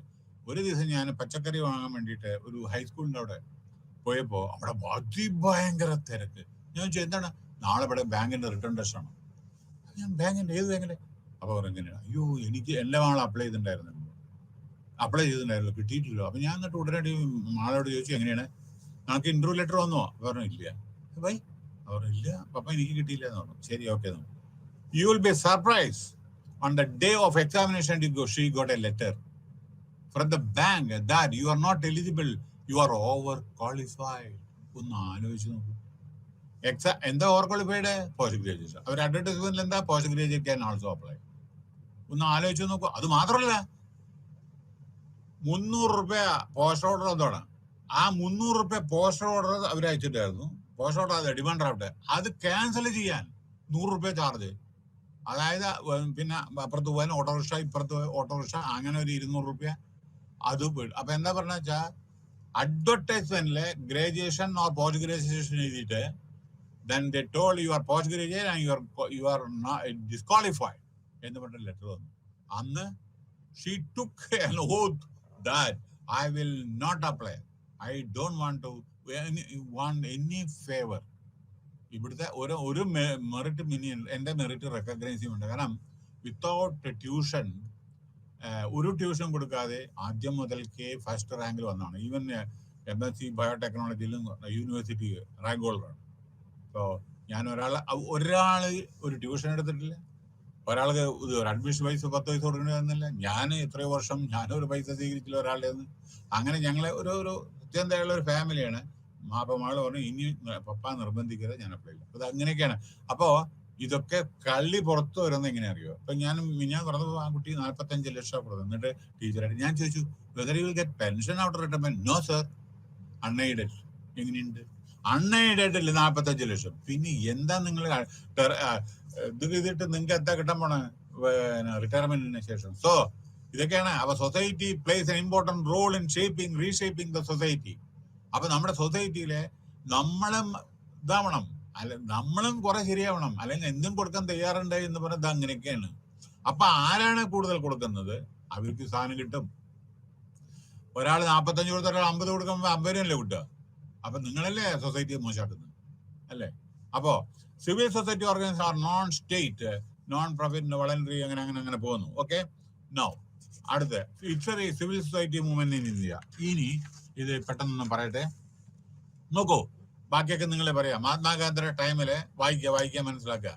സത്യാഗ്രഹ ദ മൂവ്മെന്റ് ആണ്, സിവിൽ മൂവ്മെന്റ് ആണ് കേട്ടോ. ഇതെങ്ങനെ നമ്മുടെ ഡെമോക്രസി എങ്ങനെ ഫ്ലറിഷ് ചെയ്ത്, അതാണ് കാണിക്കുന്നത്. യു നോ വെരി വെൽ, മഹാത്മാഗാന്ധിയുടെ പിന്നെ സ്വദേശി മൂവ്മെന്റ്, അതായത് ഫോറിൻ തുണികളെല്ലാം ഉപേക്ഷിച്ച് സ്വയം അമ്പർച്ചർക്കയില് ഉപയോഗിച്ച് നമ്മുടെ സ്വദേശിയായിട്ടുള്ള ഖദർ ഉപയോഗിക്കുക, അതാണ് സ്വദേശി. അതാണ് എപ്പോഴും ഖദർ എന്താ പറയുക, ഖാദി ബോർഡ് അറിയാമല്ലോ നിങ്ങൾക്ക്. ഇതിപ്പോ നമ്മുടെ ഖാദി ബോർഡ് ആ ദിവസം മാത്രം 5 കുറച്ച് ഷർട്ട് ഇട്ടിട്ട് ആളുകൾ വരും. അതല്ല ശരിക്കുള്ളത്. Swadeshi movement we have to respect the nation, number 1. And we should have our own identity. Go to Japan and see what they are doing. Go to China and see what they are doing. അവരെ culture ഇങ്ങനെ ഒരു preserve ചെയ്യണം നോക്കൂ. അപ്പൊ അതേമാതിരി നമുക്ക് സ്വദേശി നമ്മൾ ഇടാകുമ്പോ തന്നെ പേടിക്കുന്നു. കാരണം ഇത് ഇട്ടാ വേറെ കുഴപ്പമുണ്ടാവും, ഇട്ടില്ലെങ്കിൽ വേറെ കുഴപ്പമുണ്ടാവും അല്ലേ? ഇപ്പൊ ഞാനൊരു കാര്യം പറഞ്ഞപ്പോ ഇവിടെ കുറെ മീറ്റിംഗ് നടക്കുന്നുണ്ട്. ഓരോരുത്തരുടെ ഷർട്ട് ഓരോ കളറാണ്. എന്തായാലും പറയാൻ പറ്റും നമുക്ക്? അവിടെ സ്വദേശി പറയാൻ പറ്റും നമുക്ക്? പറ്റുമോ? ഇപ്പൊ ഇവിടെ ഗോവിന്ദന്റെ ഒരു മീറ്റിംഗ് ഉണ്ട്. ഞാൻ ഗോയിങ് നാഷണൽ ഹൈവേ സെക്രട്ടറി, എല്ലാവരും റെഡ് ആണ്. നമുക്കത് പറയാൻ പറ്റുമോ? അവിടെ നമ്മൾ സ്വദേശി പറയാൻ പറ്റുമോ? അപ്പോ പക്ഷേ ഇതൊരു മൂവ്മെന്റ് ഓർമ്മിക്കണേ. മഹാത്മാഗാന്ധി രാഷ്ട്രപിതാവിന്റെ ഇത്തരത്തിലുള്ള ദീർഘമായുള്ള വിഷൻ കൊണ്ടാണ് ഇന്ത്യക്ക് സ്വാതന്ത്ര്യം കിട്ടിയത്. പോരെ, നിങ്ങൾ എന്ത് ചെയ്തു അത് ഇമ്മെറ്റീരിയലാണ്. ഇപ്പൊ മഹാത്മാഗാന്ധിയെ പോലും ഓർക്കുന്നില്ല. അതാണ് ഒരു സങ്കടകരമായുള്ള കാര്യം. രാഷ്ട്രപിതാവ് മഹാത്മാഗാന്ധിയുടെ പേര് പറയുമ്പോൾ ഒരാൾ പറഞ്ഞു മോഹൻദാസ് കരംചന്ദ് ഗാന്ധിജി എന്നുള്ളതിന് മോഹൻലാൽ എന്ന് പറയുന്നത് ഒരാൾ. അപ്പൊ ഇതൊക്കെയാണ് സ്ഥിതി. പുസ്തകത്തില് യഥാർത്ഥത്തില് പെട്രിയോട്സിന്റെ ബുക്ക് ഇല്ല. I am just telling you. ഉദാഹരണം, റീസെന്റ് ഒരു ഛത്തീസ്ഗഡില് നമ്മുടെ പിന്നെ എഡിറ്റോറിയൽ നോട്ട് ഞാൻ വായിക്കാൻ ഹിന്ദുവിന്റെ, എനിക്കിന്ന് സങ്കടം തോന്നി. അവിടെ ഫോട്ടോ വെച്ചിരുന്നു. അതായത് സോണിയാഗാന്ധി, മറ്റേ നെഹ്റു, മറ്റേ ഇത് മൻമോഹൻ സിംഗ്, അത് ബി നരസിംഹ ഒക്കെ ഫോട്ടോ വെച്ചിരുന്നു നമ്മുടെ ഫ്രീഡം സ്ട്രഗിളിൽ പങ്കെടുത്ത മറ്റേ നമ്മുടെ അംബേദ്കർ, ഗാന്ധിജി, ഇവരുടെയൊക്കെ.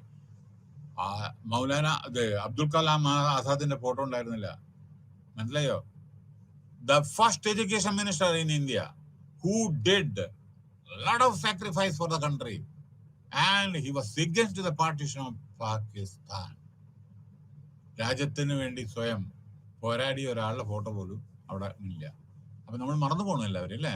Silent valley protest and ever ഇപ്പൊ ഞാൻ പറഞ്ഞ ഒരു നോൺ വയലൻസ് മൂവ്മെന്റ് നമ്മുടെ ഗാന്ധിജിയുടെ അഹിംസ സിദ്ധാന്തം, മഹാത്മാഗാന്ധിയുടെയാണ്. ഓക്കെ, അങ്ങനെയാണ്.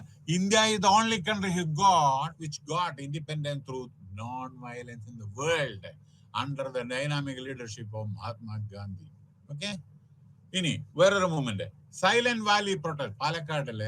പാലക്കാടിലെ സൈലന്റ് വാലി പറഞ്ഞ അവിടെ മരങ്ങളെല്ലാം വെട്ടി, അവിടെ ഗ്രീനറി നല്ല ബ്യൂട്ടിഫുൾ ഇതാണ്, അതെല്ലാം വെട്ടിയിട്ട് അവിടെ മുഴുവൻ പല ഡെവലപ്മെന്റൽ പ്രോഗ്രാം കൊണ്ടുവന്നു. ഇന്ദിരാഗാന്ധി ആ ടൈമിലുണ്ടായിരുന്നത്. പക്ഷെ ജനങ്ങൾ എതിർത്തു. കാരണം അവിടെ വന്യമൃഗങ്ങളുണ്ട്, ട്രൈബൽസ് ഉണ്ട്, നമ്മുടെ എക്കോളജി ഇത് മാറും, നമ്മുടെ എൻവയോൺമെന്റ് എല്ലാം മാറും എതിര്.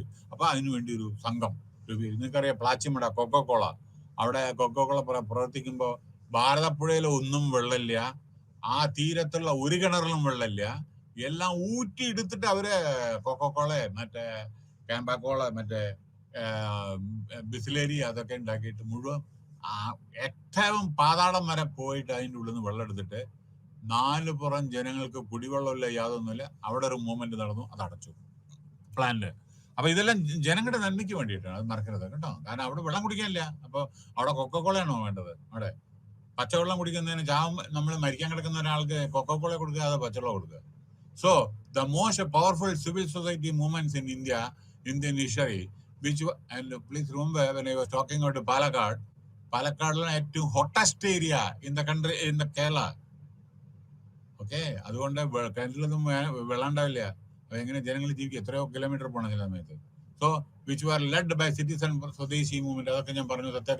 സത്യാഗ്രഹ അതും ഒരു മൂവ്മെന്റ് ആണ്. അതും നമ്മുടെ മഹാത്മാഗാന്ധി. ഇന്നത്തെ സത്യാഗ്രഹം അല്ല, പുട്ടും മഴ ഇതെല്ലാം തിന്ന് വേറെ നിറച്ചിട്ട് ഇടയ്ക്ക് ടോർച്ചിന്റെ ഉള്ളിൽ മറ്റേ പുട്ട് നേന്ത്രപ്പഴം തിന്നെ സത്യാഗ്രഹം അല്ല. എങ്ങനെയാണ് നിങ്ങളൊന്ന് ആലോചിച്ച് നോക്കൂ. 200 ദിവസം 150 ദിവസം സത്യാഗ്രഹം കഴിക്കാൻ, തിന്നാൻ ഭക്ഷണം കഴിക്കാണ്ട് എങ്ങനെ നിങ്ങൾ ജീവിക്കണം? 30ാം ദിവസം നിരാഹാര സത്യാഗ്രഹം സെക്രട്ടേറിയറ്റിലെ. എങ്ങനെ ജീവിക്കുക? ഇവിടെ 2 ദിവസം നമുക്ക് ഭക്ഷണം കഴിക്കാൻ വയ്യാണ്ടേ. നമ്മുടെ രാഷ്ട്രീയ പ്രവർത്തകർക്ക് അവിടെ എത്ര വേണമെങ്കിലും അവിടെ ദിവസം മാത്രം അവിടെ ലേബിൾ മാറ്റും. 31, 32, 33 അങ്ങനെ.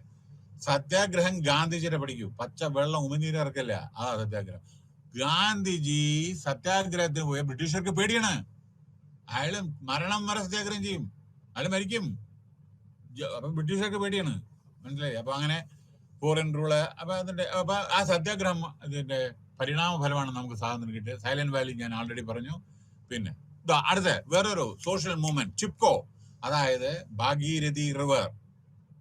നമ്മുടെ ഉത്തരാഖണ്ഡിലെ അവിടെ ഒരു തെഹരി ഡാം ഉണ്ട്. അത് അവിടെ പാറക്കല്ലും പൊട്ടിച്ച് കാടുകളെല്ലാം ഇതാക്കിയും അവിടെ ഒരു ഡാം പണിതു. അവിടെ പാടില്ല, അത് ഭൂമി കുലുക്കുള്ള സ്ഥലമാണ്. ഡാം പൊട്ടിയിട്ട് 35 ലക്ഷം ആളുകളെ ഇഹലോഹവാസം ഇടിയും. അതുകൊണ്ട് ഒരു മൂവ്മെന്റ് നടന്നു അണ്ടർ സുന്ദർലാൽ ബഹുഗുണ. അപ്പൊ അവിടെ ഇത് പണിത്, അത് എന്തായാലും കാരണം ഭൂമി കുലുക്കുള്ള സ്ഥലമാണത്. അത് ഇപ്പൊ ഭൂമി കുലുക്കെല്ലാം ഉണ്ടാവും, പേടിക്കണ്ട. അങ്ങനെയൊന്നുമില്ല. തുർക്കിയിൽ കണ്ടില്ലേ, നമ്മളോട് പറഞ്ഞിട്ടാണോ ഭൂമി കുലുക്കുക? അതും ഏറ്റവും ഡേഞ്ചറസ് എന്താണെന്ന് Himalayan belt is very earthquake prone areas. അത് ഇന്നല്ലെങ്കിൽ നാളെ സംഭവിക്കും. ഇവിടെ പറഞ്ഞു കേട്ടില്ല, ഡാം ഉണ്ടാക്കി അവിടെ, മനസ്സിലായില്ലേ? അയാളിപ്പോ റീസെന്റ് ആയിട്ട് മരിച്ചു.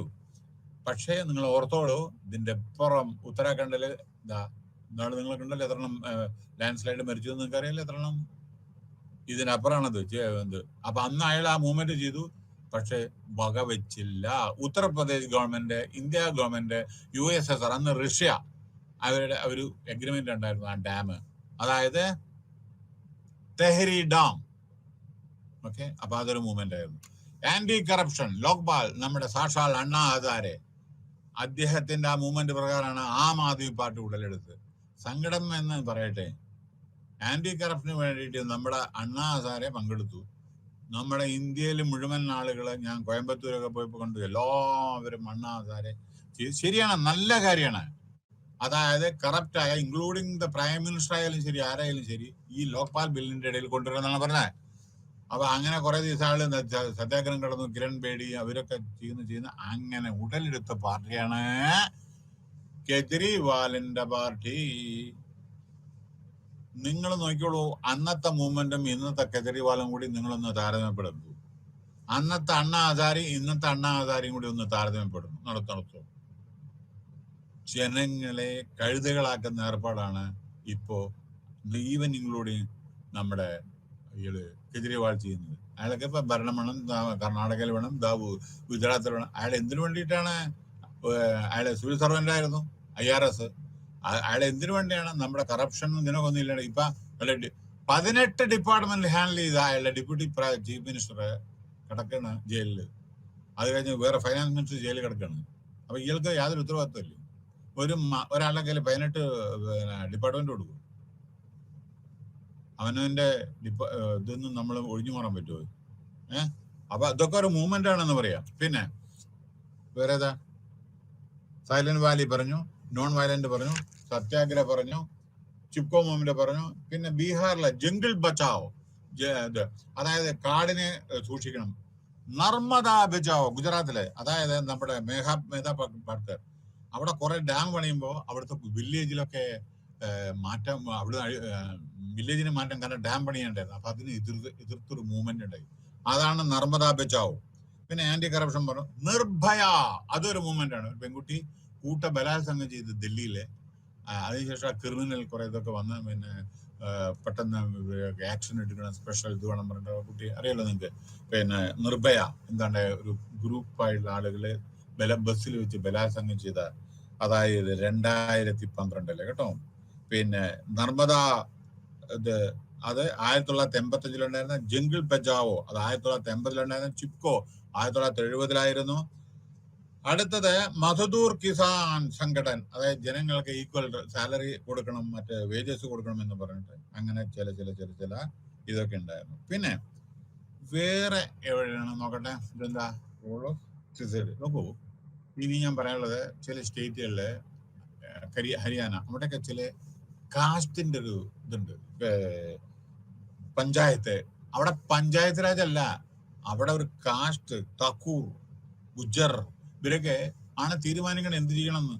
ഒരു പെൺകുട്ടി ഒരു ആൺകുട്ടിയായിട്ട് അവിടെ തന്നെ എന്തോ സപ്പോസ് പഞ്ചായത്ത് പറയണോ അവര് നാട് കടത്തണം പറയണ അവർ നാട് കടത്തും.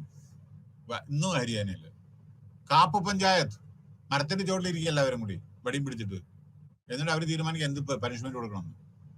ആ സൊസൈറ്റി നല്ല വേറൊരു കാശ് നിന്ന് കല്യാണം കഴിച്ചാൽ, ബാക്കിയൊന്നും പറയണ്ട, നിങ്ങൾ വായിച്ചു മനസ്സിലാക്കും എന്താണെന്ന്.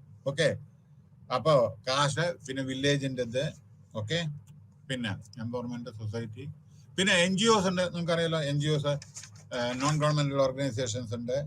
പിന്നെ ഓക്കെ, പിന്നെ നമ്മുടെ ഇന്ത്യയിലെ ഏറ്റവും വലിയ കോടീശ്വരന്മാരും ഏറ്റവും വലിയ കുചേലന്മാരും നമ്മുടെ ഇന്ത്യയിലുണ്ട്. അതാണ്. പക്ഷെ ഡെമോക്രസി ഇങ്ങനെ വരുമോ? ലോകത്തിലെ, അതായത് നമ്മുടെ പൊതു സ്വത്ത് ഇന്ത്യയിലത്തെ ഒരു 20 ആളുടെ കയ്യിലാണ്. ടോട്ടൽ 20, ജനസംഖ്യ 140 കോടി. ഇന്നും എത്രയോ നമ്മുടെ പോവർട്ടി ലൈനിലാണ് നമ്മുടെ. ബാക്കി പറയണ്ടല്ലോ. ഒരാൾക്ക് താമസിക്കുക 27 നില ബിൽഡിംഗ് വേണോ? 125 കാറ് വേണോ ഒരാൾക്ക് ട്രാവൽ ചെയ്യാൻ? വേണോ? 4 ഫ്ലോർ ബിൽഡിങ്ങിന്റെ 4 ഫ്ലോർ പാർക്കിംഗ് വേണോ? മുകളിൽ പ്ലെയിൻ ഇറങ്ങും വേണോ? ലോകത്തിലെ ഏറ്റവും കൂടുതൽ വലിയ റെസിഡൻഷ്യൽ കോംപ്ലക്സ് ആണ് മുകേഷ് അംബാനിയുടെ, 27 നില. ഓക്കെ, അയാളുടെ സെക്യൂരിറ്റി തന്നെ 135 ഉണ്ട്. കാർ എത്രയെന്ന് അയാൾക്ക് തന്നെ അറിയില്ല. ഓക്കെ, ഇങ്ങനെയും ഉണ്ട്. അതേമാതിരി ഒരു നേരം ഭക്ഷണം കിട്ടാതെ, 3 ദിവസം ഭക്ഷണം കിട്ടാത്ത.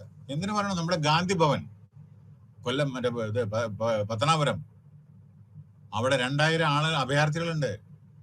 2000 ആൾക്ക് ഭക്ഷണം കൊടുക്കുന്ന സ്ഥലമാണ് അവിടെ. അവിടെ പോയിട്ട് നിങ്ങൾ എന്തെങ്കിലും ഭക്ഷണത്തിന് അവിടെ ചെയ്തിട്ടുണ്ടെങ്കിൽ നിങ്ങൾ നരകത്തിന് പോകുന്ന പോലെ സ്വർഗത്തിൽ പോകും.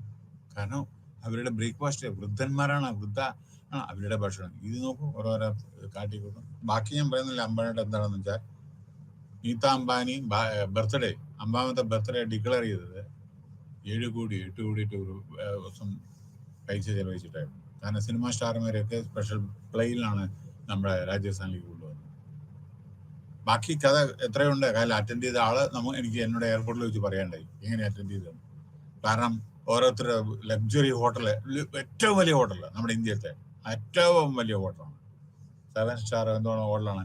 മാത്രമല്ല രാവിലെ ചെക്ക് ഓഫ് ചെയ്യുന്ന സമയത്ത് പിന്നെ ഓരോരുത്തരും ഒരു കൊട്ട ആപ്പിളും അതിൻ്റെ ഒപ്പം 1 ലക്ഷത്തിന്റെ ഗിഫ്റ്റ് വേറെ ഇതും കൊടുത്തിരുന്നു ഓരോ പാർട്ടിസിപ്പേറ്റ്. സച്ചിൻ ടെണ്ടുൽക്കർ, സൗരവ് ഗാംഗുലി, നമ്മുടെ എല്ലാ രാഷ്ട്രീയ പ്രവർത്തകരൊക്കെയാണ് സ്പെഷ്യൽ ചാരിറ്റിയുടെ പ്ലെയിനിൽ വന്നത്. ഓക്കെ, എന്തിന്? 50 വയസ്സ് ആഘോഷിക്കാൻ. മനസ്സിലായോ? ഇവിടെ മറ്റുള്ള സ്ഥിതി ഒന്ന് ആലോചിച്ചു ഓരോരുത്തരുടെ. Okay, in India the concept of access to information is older than the പിന്നെ സീക്രസി. നമ്മുടെ വലിയ പ്രശ്നം എന്താ, ചില കാര്യങ്ങളൊന്നും ഡൈവേർട്ട് ചെയ്യുന്നില്ല. ഒരു കാര്യം ചോദിച്ചാൽ നമ്മുടെ പാർലമെന്റിൽ ഒരു ചോദ്യം ചോദിച്ചാലും സ്വാഹ. പാർലമെന്റ് ഒരു ബില്ലൊക്കെ നമ്മൾ ഒരു ഡിസ്കഷൻ ഇല്ലാണ്ടല്ലേ നമ്മുടെ എത്ര പറഞ്ഞ 10 ലക്ഷം കോടിയുടെയൊക്കെ ബഡ്ജറ്റ് കാരണം ചോദിച്ചിട്ടൊന്നും ഉത്തരം പറയില്ല. അതല്ല democracy. Debate, active debate should take place in the legislative assembly, legislative council, in the parliament, both houses of the Indian parliament. Then only democracy will flourish. ആര് ഭരിച്ചാലും ശരി. കാരണം അങ്ങോട്ടും ഇങ്ങോട്ടും നമ്മളെ നഖശികാന്തം അത് ചിലപ്പോൾ എതിർക്കും. അത് നമ്മൾ പുറത്തു വന്ന ഫ്രണ്ടാണ്. അവിടെ ആശയപരമായിട്ടാണ് നമ്മൾ എതിർക്കുന്നത് കേട്ടോ, അല്ലാണ്ട് നമ്മൾ എനിമീസ് അല്ല. അങ്ങോട്ട് മ്യൂച്വൽ റെസ്പെക്ട് ആണ് നമ്മൾ വേണ്ടത്. കാരണം ഡിസ്കസ് ചെയ്യുന്ന ഓരോ കാര്യങ്ങൾ രാജ്യത്തിന് ബാധിക്കുന്നതാണ്. പിന്നെ ഒരു സ്റ്റേറ്റിന് നല്ലതാണെന്ന് വെച്ചാൽ മറ്റേ സ്റ്റേറ്റിന് ദോഷമായിരിക്കും ചിലത്. അപ്പൊ ആ സ്റ്റേറ്റിൽ ആള് പറയണ ക്രിട്ടിസൈസ് ചെയ്യേണ്ടത്. ഇപ്പൊ വേണ്ടേ മുല്ലപ്പെരിയാർ ഡാം പൊട്ടിയ കേരളമാണ് പോവുക 4-5 ഡിസ്ട്രിക്ട്. പക്ഷെ വെള്ളം പോകുന്നത് തമിഴ്നാട്ടിലേക്കല്ലേ. അപ്പൊ എവിടെ പ്രൊട്ടക്ട് ചെയ്യണോ അല്ലെങ്കിൽ ഓരോ രാജ്യത്തിനും ഓരോ സവിശേഷതയാണ്. അപ്പൊ അതൊക്കെ പാർലമെന്റിലല്ലാണ്ട് എവിടെ ഡിസ്കസ് ചെയ്യാം? ഇന്റർ സ്റ്റേറ്റ് പാർലമെന്റിൽ പറ്റൂ. ചിലപ്പോൾ ഡിസ്കസ് ചെയ്യുന്നില്ല. മെജോറിറ്റി ഉള്ള പാർട്ടി ഏത് പാർട്ടിയാണെന്ന് വെച്ചാൽ അവര് സ്റ്റാമ്പ് അടിച്ചിട്ട് അത് പാസ്സാക്കുക. അത് എല്ലാ സ്റ്റേറ്റിലും അങ്ങനെ കേട്ടോ. ഞാൻ ഇപ്പൊ നമ്മുടെ അതല്ല വേണ്ട. Debate should take place. അതിനാണ് നിങ്ങൾക്ക് കാശ് തരുന്നത്. ഒരു മിനിറ്റിന് ഒരു സെക്കൻഡിന് എത്ര പാർലമെന്റിൽ കോടിക്കണക്കിന് രൂപയാണ് ചെല്ലണം. കാരണം നമ്മുടെ 10-700 MPs അവിടെ എയർ ട്രാവലിൽ പോയിട്ട് അവിടെ പോയി ഇരിക്കുകയാണ്. അവർക്ക് താമസം, ടെലിഫോൺ, അൺലിമിറ്റഡ് ടെലിഫോണുകളും ഇലക്ട്രിസിറ്റി ഒക്കെയാണ് അവിടെ. മനസ്സിലായോ?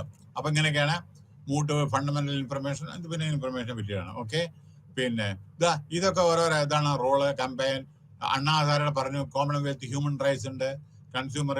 അപ്പൊ നമ്മുടെ കൺസ്യൂമറൊക്കെ നമ്മൾ എഡ്യൂക്കേറ്റ് ചെയ്യണം. അതായത് നോക്കൂ, നമ്മളെ എന്താണ് നമ്മൾ ഭക്ഷണം പാക്കഡ് ഭക്ഷണം വരുമ്പോൾ ഇത് എപ്പോൾ പാക്ക് ചെയ്താണ്? ഈ ഫിഷ് എന്നത്താണ്? കൺസ്യൂമർ അവനും അതേമാതിരി നമ്മുടെ മസാല ഇതൊക്കെ എന്താണ് പാക്ക് ചെയ്ത എക്സ്പയറി ഡേറ്റ് ഇതൊക്കെ എന്താണ് അറിയിക്കണം. അപ്പോൾ അങ്ങനെ ഗവൺമെന്റിന്റെ പബ്ലിക് ബോഡി ഇൻക്ലൂഡഡ്, പ്രൈവറ്റ്ലി ഉണ്ട്. ചിലത് പ്രൈവറ്റ്ലി ഉണ്ട്, ഇതുണ്ട്. പ്രൈവറ്റിലും അതെ എല്ലാ കാര്യം. ഇപ്പം മരുന്ന് ഇത് എവിടെ ഉണ്ടാക്കി, എങ്ങനെയാണ് എക്സ്പയറി ഡേറ്റ് ഒക്കെ ഇല്ലേ? ആകെ ജനങ്ങളെ ഇതൊക്കെ. പിന്നെ പ്രസ്, ഓക്കെ, പ്രസ് അതെ വളരെ നല്ല വിധത്തിൽ പ്ലേ ചെയ്യണം. ജനങ്ങളെ അറിയിക്കേണ്ടത് അവര് നമ്മൾ ഇതാക്കരുത്, പേടിപ്പിക്കരുത്. പക്ഷെ അറിയേണ്ടത് അറിയിപ്പിക്കണം. അതാണ് അത്. പിന്നെ ഇതൊരു റിവ്യൂ ആണ്. കുറെ പുരോഗമനം ഇനി ആവശ്യമാണ് എന്നാണ് പറയുന്നത്. പോരാ, ജനങ്ങൾക്ക് അറിയാനുള്ളത് മുഴുവൻ അറിയിക്കുന്നില്ല എന്നാണ് പറയുന്നത്. ഓക്കെ, അടുത്ത് കുറച്ചും കൂടി പുരോഗതി വേണം എന്നാണ് പറയുന്നത്. പക്ഷെ നല്ല കാര്യമാണ് നമ്മൾ ചെയ്യുന്നതൊക്കെ, നല്ല കാര്യം. എത്രയോ കേസസ് ഇത് പ്രകാരം വന്ന്. പക്ഷെ കുറച്ചും കൂടി നമ്മൾ ശ്രദ്ധിച്ചാൽ നല്ലതാണ് നമ്മുടെ ഡെമോക്രസിക്ക്. ഒരാളെയും നമ്മൾ ക്രിട്ടിസൈസ് ചെയ്യല്ല കേട്ടോ. അടുത്ത് ഇന്ത്യ ട്രാൻസ്പെറന്റ് ആയിട്ട് ഇൻഫർമേഷൻ, അതാണത്. ഓക്കെ, UPA നമ്മുടെ മൻമോഹൻ സിംഗ് ഗവൺമെന്റിന്റെ ആണ് സെൻട്രൽ ലെജിസ്ലേഷൻ. ഇത് പറയാനുള്ളത് UPA ഗവൺമെന്റ് ആണ് ഇത് പാർലമെന്റിൽ കൊണ്ടുവന്ന. മൻമോഹൻ സിംഗിന്റെ 2004 കൊണ്ടുവന്നു 2005. അപ്പൊ ഇത് one of the best statutory act ever passed by Indian parliament. അതുകൊണ്ട് ജനങ്ങൾക്ക് അറിയാനുള്ള അവകാശം. എത്രയോ കേസസ് പിടിച്ചു, എത്രയോ നമ്മുടെ ഇൻകം ടാക്സ് വയലേഷൻ മറ്റേത് ഇതൊക്കെ എല്ലാം പിടിച്ചു. അനവധി ആള് ജയിലില്. അങ്ങനെ അത് ഈ ഒറ്റ കാരണമുണ്ട്. അതുകൊണ്ട് ജനങ്ങൾക്ക് പേടിയുണ്ട്. ഈ കക്കുമ്പോഴും മറ്റേതൊക്കെ റോങ് ഡൂയിങ്സിലൊക്കെ പ്രശ്നം ആളുകൾ ചോദിച്ചാൽ കൊടുക്കേണ്ടി വരും. ഇപ്പൊ നമുക്കറിയാം വൈസ് ചാൻസലർ എങ്ങനെ അപ്പോയിന്റ് ചെയ്യണം, മറ്റേത് അപ്പോയിന്റ് ചെയ്യണം, ആരെടുത്തു, എന്ത് ക്വാളിഫിക്കേഷൻ, ഏത് ക്വാളിഫിക്കേഷൻ, എത്ര സർവീസ്, ഇതൊക്കെ ഇല്ലേ ഈ വളരെ ശ്രദ്ധാപൂർവം ചെയ്തിട്ടില്ലെങ്കിൽ ചെയ്ത ആൾ കൊടുക്കും. അടുത്ത് block 4 right information, governance, significance, അതൊന്ന്. പിന്നെ ഇൻട്രൊഡക്ഷൻ, അടുത്ത ചാപ്റ്റർ ആണ്. ഇന്ത്യ ഹാഡ് ഇൻഹെറിറ്റഡ്, നമ്മുടെ പണ്ട് ബ്രിട്ടീഷുകാരുണ്ടായിരുന്നത്, ബ്രിട്ടീഷുകാരുടെ കൾച്ചറായിരുന്നു ആദ്യം, ഇന്നും അതേമാതിരി കൊണ്ടു നടക്കണം. നമ്മൾ ഇംഗ്ലീഷൊക്കെ സംസാരിച്ചിട്ട് ബ്രിട്ടീഷുകാർ അതേ കൾച്ചറ്, നമ്മുടെ പല കോടതി ഭാഷ ബ്രിട്ടീഷുകാരെ, മൈ ലോർഡ് ബ്രിട്ടീഷുകാരല്ലേ ഇത് അല്ലേ? അങ്ങനെ പലതും പല ആക്ടുകളും, അന്നത്തെ ആക്ടുകൾ ഇന്നും മാറ്റിയിട്ടില്ല. ഓക്കെ, അപ്പൊ അങ്ങനെ നമ്മുടെ ഇതാണ്. പിന്നെ ലാർജ് സ്കെയിൽ കറപ്ഷൻ, അത് പറയേണ്ട ആവശ്യമില്ല, അതെല്ലാവർക്കും അറിയാലോ. പിന്നെ ഇന്നോവേഷൻ എല്ലായിടത്തും ഉണ്ട് കേട്ടോ, ഒരു സ്ഥലത്തല്ലേ മിസ്യൂസ്, ഇങ്ങനെ. പിന്നെ ഫണ്ട് മിസ്യൂസ് ചെയ്യുന്ന, അത് പറയേണ്ട ആവശ്യമില്ല, എല്ലാവർക്കും അറിയാലോ. Poverty, magnitude of poverty is increasing. India develop ചെയ്തു എന്ന് പറഞ്ഞാൽ റോഡ് മാത്രം പോരാ, പോവർട്ടി, ജനങ്ങളുടെ ദാരിദ്ര്യം. തെലങ്കാനയിലെ സർട്ടൻ ഏരിയ, നമ്മുടെ ഛത്തീസ്ഗഡ്, ജാർഖണ്ഡ്, ബീഹാർ, ഇതേമാതിരിയുള്ള പല രാജ്യങ്ങളും, എത്രയോ, രാജസ്ഥാൻ, തമിഴ്നാടിന്റെ സർട്ടൻ പാർട്ടിലൊക്കെ ഉണ്ട് പോവർട്ടിന്റെ, കേരളത്തിലുണ്ടല്ലോ. അപ്പോ അതിപ്പോ അമേരിക്കയിലുണ്ട് ചില ഏരിയയില് കേട്ടോ. അപ്പൊ നമ്മളിത് വളരെ ശ്രദ്ധിക്കണമെന്നേ പറയുള്ളൂ. ഓക്കെ, അല്ലാണ്ട് നമ്മള് എല്ലാം ഇതാണെന്ന് വിചാരിക്കരുതേ, അങ്ങനെ വിചാരിക്കരുത്. ഇപ്പൊ കേരളത്തിലും അതെ, എത്രയോ ഉണ്ട്. ഇപ്പൊ ഈ ട്രൈബൽ ബെൽറ്റൊക്കെ നോക്കുന്നു, നിലമ്പൂര്, അട്ടപ്പാടി, എന്താ സ്ഥിതി അവിടെയൊക്കെ? മരുന്നും കിട്ടില്ല, ഒന്നും കിട്ടില്ല, ഭക്ഷണം കിട്ടില്ല. ഒരാൾ തല്ലിക്കൊന്നില്ലേ ഭക്ഷണത്തിന് വേണ്ടി, ഒരാൾ മോഷ്ടിച്ചിട്ട്. അവൻ ഒരു വീട്ടിൽ പോയിട്ട് ലേശം ഭക്ഷിക്കുന്നു, ഒരു ഭക്ഷണം കട്ടെടുത്തു, അവനെ തല്ലിക്കൊന്നു ആളുകൾ, മധു. ഓക്കെ, അപ്പൊ അവിടെ പട്ടിണി ഉണ്ടല്ലോ ഇത്. ഗവൺമെന്റ് എത്ര പൈസ ബഡ്ജറ്റ് അലോക്കേറ്റ് ചെയ്യും, അത് എവിടെ പോകുന്നു പൈസ? അവിടെ ഒരു പാലമില്ല, നിങ്ങൾക്ക് അറിയാലോ, ഞാൻ പറയുന്നില്ല. അവിടെ ഒരു ഹോസ്പിറ്റലിൽ മരുന്നില്ല, ഡോക്ടറില്ല, ബാഡ് എല്ലാം ഉണ്ട്. ഹോസ്പിറ്റൽ ബിൽഡിംഗ് ഉണ്ട്, എന്നാണ് വേണ്ടതൊന്നുമില്ല പറയാ. പിന്നെ നെടുന്തീര ഹോസ്പിറ്റല് അവിടെ. ഓക്കെ, പിന്നെ സെൻട്രൽ ഗവൺമെന്റ് അതെ, സ്റ്റേറ്റ് ഗവൺമെന്റ് അനവധി ബഡ്ജറ്റ് അലോക്കേഷൻ, അത് എവിടേക്ക് അലോക്കേഷൻ വേണം ദൈവത്തിന് മാത്രം അറിയും. ഓക്കെ, പിന്നെ significance of the right to information, a step ensure.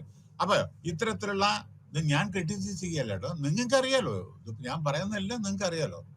Step for ensuring good governance. നോക്കൂ, ഗുഡ് ഗവേണൻസ്, ഏറ്റവും നല്ല ഭരണം കാഴ്ചവെക്കണം ആരായിക്കോട്ടെ, അവരെ എന്നും ഓർമ്മിക്കപ്പെടും. ജനങ്ങളുടെ സേവനം, നല്ല കാര്യങ്ങൾ. An instrument for complying with World Bank and other international organization, upholding people's empowerment. ജനങ്ങൾക്ക് അധികാരം കൊടുക്കുക, അതാണ് നമ്മുടെ ലോക്കൽ സെൽഫ് ഗവൺമെന്റ്. എന്തൊക്കെ ത്രൂ പാർട്ടിസിപ്പേഷൻ, അതാണ് നമ്മുടെ panchayat Raj system. Step democracy, ആളുകളെ പറഞ്ഞ് മനസ്സിലാക്കി കൊടുക്കണം എന്താ ഡെമോക്രസി, അതിന്റെ സ്പെല്ലിംഗ് എന്താണെന്നും കൂടി അറിയാത്ത ചിലരുണ്ട് നമ്മുടെ MLA-മാര്. എന്താ ഡെമോക്രസി എന്ന്? അത് ജയിച്ചാൽ മാത്രം ആർക്കും ജയിക്കാം, കടിക്കണ്ട, അതിന് കഴിവൊന്നും വേണ്ട. ചിലപ്പോൾ ഏത് പാർട്ടിയിലാണെന്ന് വെച്ചാൽ ചിലപ്പോൾ പർട്ടിക്കുലർ സാഹചര്യത്തിലാവും ഭാഗമാകും. പക്ഷേ ഡെമോക്രസി എന്താണെന്നും ഭരണഘടന എന്താണെന്നും വായിച്ചിട്ട് പോയാൽ നല്ല ഉപകാരം. കാരണം അതും പോലും അറിയില്ല ചിലർക്ക്, മനസ്സിലായില്ലേ? പിന്നെ കാരണം എന്താന്ന് വെച്ചാൽ നമ്മുടെ തന്നെ കേരളത്തിലെ ഒരു MP അവിടെ പോയിട്ട് ഇങ്ങനെ ഇരുന്നു, ചോദ്യം ചോദിക്കാണ്ട് ഇങ്ങനെ ഇരുന്നു, ഇതാ അങ്ങനെ പാർലമെന്റില് അബദ്ധത്തിൽ സ്പീക്കർ ഒരൊറ്റ ചോദ്യം ചോദിച്ചില്ല, കാരണം ഭാഷ അറിയില്ല. അപ്പൊ സ്പീക്കർ വിചാരിച്ചു, അയ്യോ ഇയാൾ കൈ പൊയ്ക്കല്ലോ എന്തെങ്കിലും ചോദ്യം ചോദിക്കാൻ പറഞ്ഞിട്ട്, ഇയാൾ ചോദിക്കാത്തല്ല വേറെ speaker, yes you can ask പറഞ്ഞു. ഇയാള് മേപ്പിട്ട് നോക്കാൻ തുടങ്ങി, ഇയാളെല്ലാം ക്വസ്റ്റ്യനും ഇല്ല, ഒന്നുമില്ല, ഇങ്ങനെ. അപ്പൊ നമ്മുടെ പാർലമെന്ററി അവയർനെസ് വേണം, പ്രൊസീജിയർ അത് ഏത് വിധത്തിലാണെന്ന് എല്ലാവർക്കും ഒരു ട്രെയിനിങ് കൊടുക്കണം. എന്നാലേ നമ്മുടെ ഗുഡ് ഗവേണൻസ് ഉണ്ടോ, ഡെമോക്രസി. പിന്നെ അക്കൗണ്ടബിലിറ്റി, MP-മാരെ അക്കൗണ്ടബിലിറ്റി, MLA-മാരെ അക്കൗണ്ടബിലിറ്റി, അവരുടെ കോൺസ്റ്റിറ്റ്യുവൻസിയിലെ എല്ലാ കാര്യങ്ങളും സംഭവിച്ചതിന്റെ ശേഷം അല്ല അവരവിടെ എത്തുന്നത്. ബ്രഹ്മപുരം പ്ലാന്റ് കത്തി, എല്ലാവർക്കും അറിയാലോ. കൊച്ചി നഗരത്തിന്റെ മാലിന്യങ്ങള്, തൃക്കാക്കര മുനിസിപ്പാലിറ്റിയുടെ മാലിന്യം, കളമശ്ശേരി ഒക്കെ അവിടെ കൊണ്ടുപോയി തള്ളുന്നത്. ഇന്നല്ലെങ്കിൽ നാളെ അത് കത്തുന്ന അറിയാലോ. എന്നിട്ട് ഇപ്പൊ കുട്ടികളൊക്കെ 7ാം ക്ലാസ് വരെ കുട്ടികൾ വരെ 2 ദിവസം ലീവ് ഡിക്ലെയർ ചെയ്തിട്ട് എന്ത് പ്രയോജനം ഒന്ന് ആലോചിച്ചു. എയർ സർക്കുലേഷനിലെ വാസ് ഇൻ കണ്ണൂർ, ഇന്നലെ മിന്നാനും കണ്ണൂരിൽ എനിക്ക് ഇൻഫർമേഷൻ വന്നു, കൊച്ചിയിൽ മുഴുവൻ നമ്മുടെ വീടിന്റെ മീതെ മറ്റേ ഇതാണെന്ന് പുക. എന്നിട്ട് എന്താ കാര്യം? സ്പീക്കർ ഉടനടി കളക്ടർ ഒരു മീറ്റിംഗ്, തിരുവനന്തപുരത്ത് നിന്ന് വീഡിയോ കോൺഫറൻസ് ചെയ്ത്, എന്ത് കാര്യം ഇപ്പൊ അറിയില്ല നിങ്ങൾക്ക്? ബ്രഹ്മപുരം മുഴുവൻ മാലിന്യങ്ങൾ ഇതല്ലേ, പ്ലാസ്റ്റിക്കാണ് കത്തണ, ബയോമെഡിക്കൽ ഇതാണ്, അത് ഇറിറ്റേഷൻ ഉണ്ടാവും, നമുക്ക് അലർജി ഉണ്ടാവും, അത് ബയോമെഡിക്കൽ. അതൊന്നും ജനങ്ങൾക്ക് അറിയില്ല ഇത് കൊണ്ട് തള്ളുമ്പോ. Anyway, prevention is better than this thing cure. Okay, അപ്പോ സ്റ്റെപ്പ് ടുവേർഡ് ഡെമോക്രസി ഒക്കെ പറയും. പബ്ലിക് അക്കൗണ്ട്, ഇവിടെ പബ്ലിക് അക്കൗണ്ടബിലിറ്റി പറഞ്ഞത്. അതായത് നമ്മളെ ഒരു കാര്യം ചെയ്തതിന്റെ ശേഷമല്ല നമ്മളെ ഇത് ഒരു കാര്യം ചെയ്യുമ്പോൾ നമുക്ക് ഉത്തരവാദിത്വമുണ്ട് എന്ന് നിയമപ്രകാരം ensuring rule of the law. പിന്നെ കറപ്ഷൻ പറയേണ്ട ആവശ്യമല്ലോ. അതൊക്കെ നമ്മുടെ one of the most corrupt country in the world നമ്മുടെ ഇന്ത്യ. ഓക്കെ, ബാക്കി അതിന്റെ റാങ്കിങ് ഒന്നും നോക്കിക്കോളൂ, ഞാൻ പറയുന്നില്ല, എന്റെ വായോണ്ട് ഞാൻ പറയുന്നില്ല. ഓക്കെ, അതായത് പാകിസ്ഥാന്റെ ഒപ്പം ഏകദേശം അടുത്തടുത്താണ് നമ്മുടെ ഇന്ത്യയുടെ സ്ഥാനം കറപ്ഷനിൽ. ഓക്കെ, ക്രിയേറ്റിംഗ് ഓഫ് ഈവൻ ബംഗ്ലാദേശിൽ പോലും നമ്മുടെ അത്ര കറപ്ഷൻ ഇല്ല. മനസ്സിലായോ? Misuse are discussion helpful in promoting administrative efficiency, creation of democratic society, promotion civil liberty, civil ജനങ്ങളുടെ liberty. Okay, ensure effective. Okay, role of ഇത് നമ്മളെ അവയർനെസ് എല്ലാവർക്കും വേണം, ട്രാൻസ്പെറൻസി വേണം, ഇൻസ്ട്രുമെന്റ് ഫോർ റിഫോമിങ്. അപ്പൊ നമ്മളെ ചില സമയത്ത് നമുക്ക് നിയമങ്ങളൊക്കെ മാറ്റേണ്ടി വരും ചിലപ്പോഴൊക്കെ. wherever changes are required to be done, അവിടെ ചേഞ്ചസ് വേണം. സ്റ്റാറ്റ്യൂട്ടറി പല കാര്യങ്ങളും നമ്മൾ മാറ്റങ്ങൾ വരുത്തണം. അങ്ങനെ we want A stronger media. ഇന്നത്തെ മീഡിയ അല്ലേ പോസിറ്റീവ് വേ മാത്രം കാണിക്കുന്നല്ല, നെഗറ്റീവ് വേ വേണം. നമുക്ക് നന്മയും തിന്മയും സൊസൈറ്റിയിലുണ്ട്. നന്മയും ചൂണ്ടിക്കാണിക്കണം, തിന്മയും ചൂണ്ടിക്കാണിച്ചാലേ ശരിയാവൂ. എന്താ പോസിറ്റീവ് നെഗറ്റീവ് ഉണ്ടാവല്ലോ. പക്ഷെ ഇപ്പൊ ചിലപ്പോൾ നന്മയെ മാത്രമേ കാണിക്കുന്നുള്ളൂ പല സ്ഥലത്തും. അത് പോരാ. അപ്പൊ തിന്മയെ പറ്റിയിട്ട് അറിയുന്നില്ല. അവിടെ എത്ര ആളുകൾ മരിച്ചു, ഇത്ര ചെയ്തു, അങ്ങനെ ഒന്നും അറിയുന്നില്ല, അത് വരുത്തുന്നില്ല ചിലത്. ബാക്കി ഞാൻ പറയുന്നില്ല, നിങ്ങൾ തന്നെ ആലോചിച്ചറിയാം. അതുകൊണ്ടായിട്ട് അപ്പൊ ഇൻഡിപെൻഡന്റ് മീഡിയ ഷുഡ് ബി. കാരണം അവര് പറഞ്ഞു അവർക്ക് എന്താ വെച്ചാൽ അഡ്വർടൈസ്മെന്റ് ആണല്ലോ. ഏത് ഗവൺമെന്റ് എന്നാണ് വെച്ചാൽ, സ്റ്റേറ്റ് ഗവൺമെന്റ് എവിടെ വെച്ചാലും അഡ്വർടൈസ്മെന്റ് അവരല്ലേ റവന്യൂ അവരുടെ. അപ്പൊ അവര് ഗവൺമെന്റ് ഏജൻസി പറഞ്ഞാൽ അഡ്വർടൈസ്മെന്റ് കൊടുക്കില്ല. അപ്പൊ ഇങ്ങനെയൊക്കെ. അതുകൊണ്ട് അപ്പൊ എന്താ പറഞ്ഞറിയോ, സ്റ്റേറ്റ് യഥാർത്ഥ നമ്മളെ ഹൈലൈറ്റ് ചെയ്തില്ലെങ്കിൽ പിന്നെ എങ്ങനെയാണ് നമ്മുടെ ഡെമോക്രസി ഉണ്ടാവുക? പിന്നെ പിന്നെ ഇതൊക്കെ വളരെയധികം ആളുകൾ ആവശ്യപ്പെട്ടിട്ടാണ്. നോക്കൂ, നാളെ നമ്മുടെ കർഷകരുടെ ഇതുണ്ടായിരുന്നു രാജസ്ഥാനിലെ ഈക്വൽ സാലറി കിട്ടണം എന്ന് പറഞ്ഞിട്ട് ജൻസുമായി ജനങ്ങളുടെ ഓരോ പഞ്ചായത്ത് രാജ് ഇൻസ്റ്റിറ്റ്യൂഷൻ നമ്മുടെ നിലവിൽ വന്നു.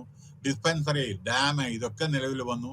പിന്നെ രാജനാരായണന്റെ ഒരു കേസ്, ഉത്തർപ്രദേശ് രാജനാരായൺ പറഞ്ഞ നമ്മുടെ ഇന്ദിരാഗാന്ധിക്ക് എഗെയിൻസ്റ്റ് ക്വാണ്ടിറ്റി ജയിച്ച ആളാണ് രാജനാരായൺ ഉത്തർപ്രദേശിലെ. അപ്പൊ അവരുടെ ഒരു കേസിലെ സുപ്രീം കോടതി പറഞ്ഞു, ജനങ്ങൾക്ക് എല്ലാം അറിയേണ്ട സംഗതികളെല്ലാം നിങ്ങൾ പ്രൊവൈഡ് ചെയ്തോളണം. ആ ഇതിൽ വെർഡിക്റ്റിൽ പറഞ്ഞിട്ടുണ്ടായിരുന്നു. അങ്ങനെ ഡോക്ടർ മൻമോഹൻ സിംഗ് ആണ് ഇതെല്ലാം കൊണ്ടുവന്നത്, മറ്റേ റൈറ്റ് ഇൻഫർമേഷൻ. അങ്ങനെ പല അമെന്റ്മെന്റുകൾ നടന്നു. ലാൻഡ് മാർക്ക് ആക്ട് ആണത്, ക്രിയേഷൻ പ്രോഗ്രസീവ് എൻലൈറ്റൻ ഗവേണൻസ്. അങ്ങനെ ഏറ്റവും നല്ലൊരു ഇതാണ്. പക്ഷെ അത് നമ്മൾ യൂസ് ചെയ്യണം, അതേ പ്രകാരം നമ്മൾ ചെയ്യണം. റാഡിക്കൽ ചേഞ്ചസ് വരണം, പ്രൊസീജിയറിൽ മാറ്റം വരണം, നിയമങ്ങളിൽ മാറ്റം വരണം, എന്തൂസിയാസം വേണം, അവയർനെസ് വേണം കേട്ടോ. അപ്പോ ഇവിടെ പറയുന്ന ഒരു കാര്യം എന്തെന്ന് വെച്ചാൽ, നോക്കൂ, ഈ ഡോക്ടർ മൻമോഹൻ സിംഗ് കൊണ്ടുവരുമ്പോൾ പലരും ക്രിട്ടിസൈസ് ചെയ്തത്. അപ്പോ ഇതിൽ നിന്നിട്ട് അവര് പിന്നെ ചോദിച്ചു, പാസ്സാക്കി. കോൺഗ്രസ് കൊണ്ടുവരുമ്പോ BJP ഒപ്പോസ് ചെയ്യും, BJP കൊണ്ടുവരുമ്പോ കോൺഗ്രസ്, അങ്ങനെയൊക്കെയാണല്ലോ. പക്ഷെ നല്ലത് എപ്പോഴും നമ്മൾ അപ്രീഷിയേറ്റ് ചെയ്യണം, നല്ല കാര്യങ്ങളിൽ നമ്മളെ ഇത് ചെയ്യണം, എല്ലാവരും കൂടി സഹകരിച്ച്. നോക്കൂ, ഈ ചില സമയത്ത് ക്രിറ്റിസിസം ആവശ്യമാണല്ലോ, അതൊക്കെ നമ്മൾ പോസിറ്റീവ് എടുത്ത് എങ്ങനെ നമുക്ക് തെറ്റുകൾ തിരുത്തപ്പെടും. ചില സമയത്ത് അമെന്റ്മെന്റ് വേണ്ടി വരും. നമ്മുടെ ഭരണഘടന അനവധി പ്രാവശ്യം അമെന്റ് ചെയ്തിട്ടുണ്ട്, 120 പ്രാവശ്യം അമെന്റ് ചെയ്തിട്ടുണ്ട് സ്വാതന്ത്ര്യം കിട്ടിയതിന് ശേഷം.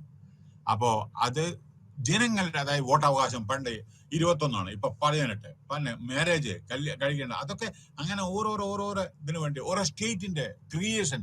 അപ്പൊ ഭരണഘടന മാറ്റണം. ഇപ്പൊ ആന്ധ്രാപ്രദേശ്, തെലുങ്കാന, അപ്പൊ ഭരണഘടന മാറ്റം വരണം, 2 സ്റ്റേറ്റ് ആകണം. പിന്നെ യൂണിയൻ ടെറിട്ടറി, നമ്മുടെ JNK 2, അപ്പൊ അവിടെ ഭരണഘടന മാറ്റം വേണം. അങ്ങനെ ജനങ്ങൾക്ക് ഉപകാരം ചെയ്യുന്ന കാര്യങ്ങളാണ് പല അമെന്റ്മെന്റും. പക്ഷേ അമെന്റ്മെന്റ് ചെയ്യുമ്പോൾ ശ്രദ്ധിക്കേണ്ടത്, ഭരണഘടന ബേസിക് സ്ട്രക്ചറിൽ മാറ്റം വരാൻ പാടില്ല.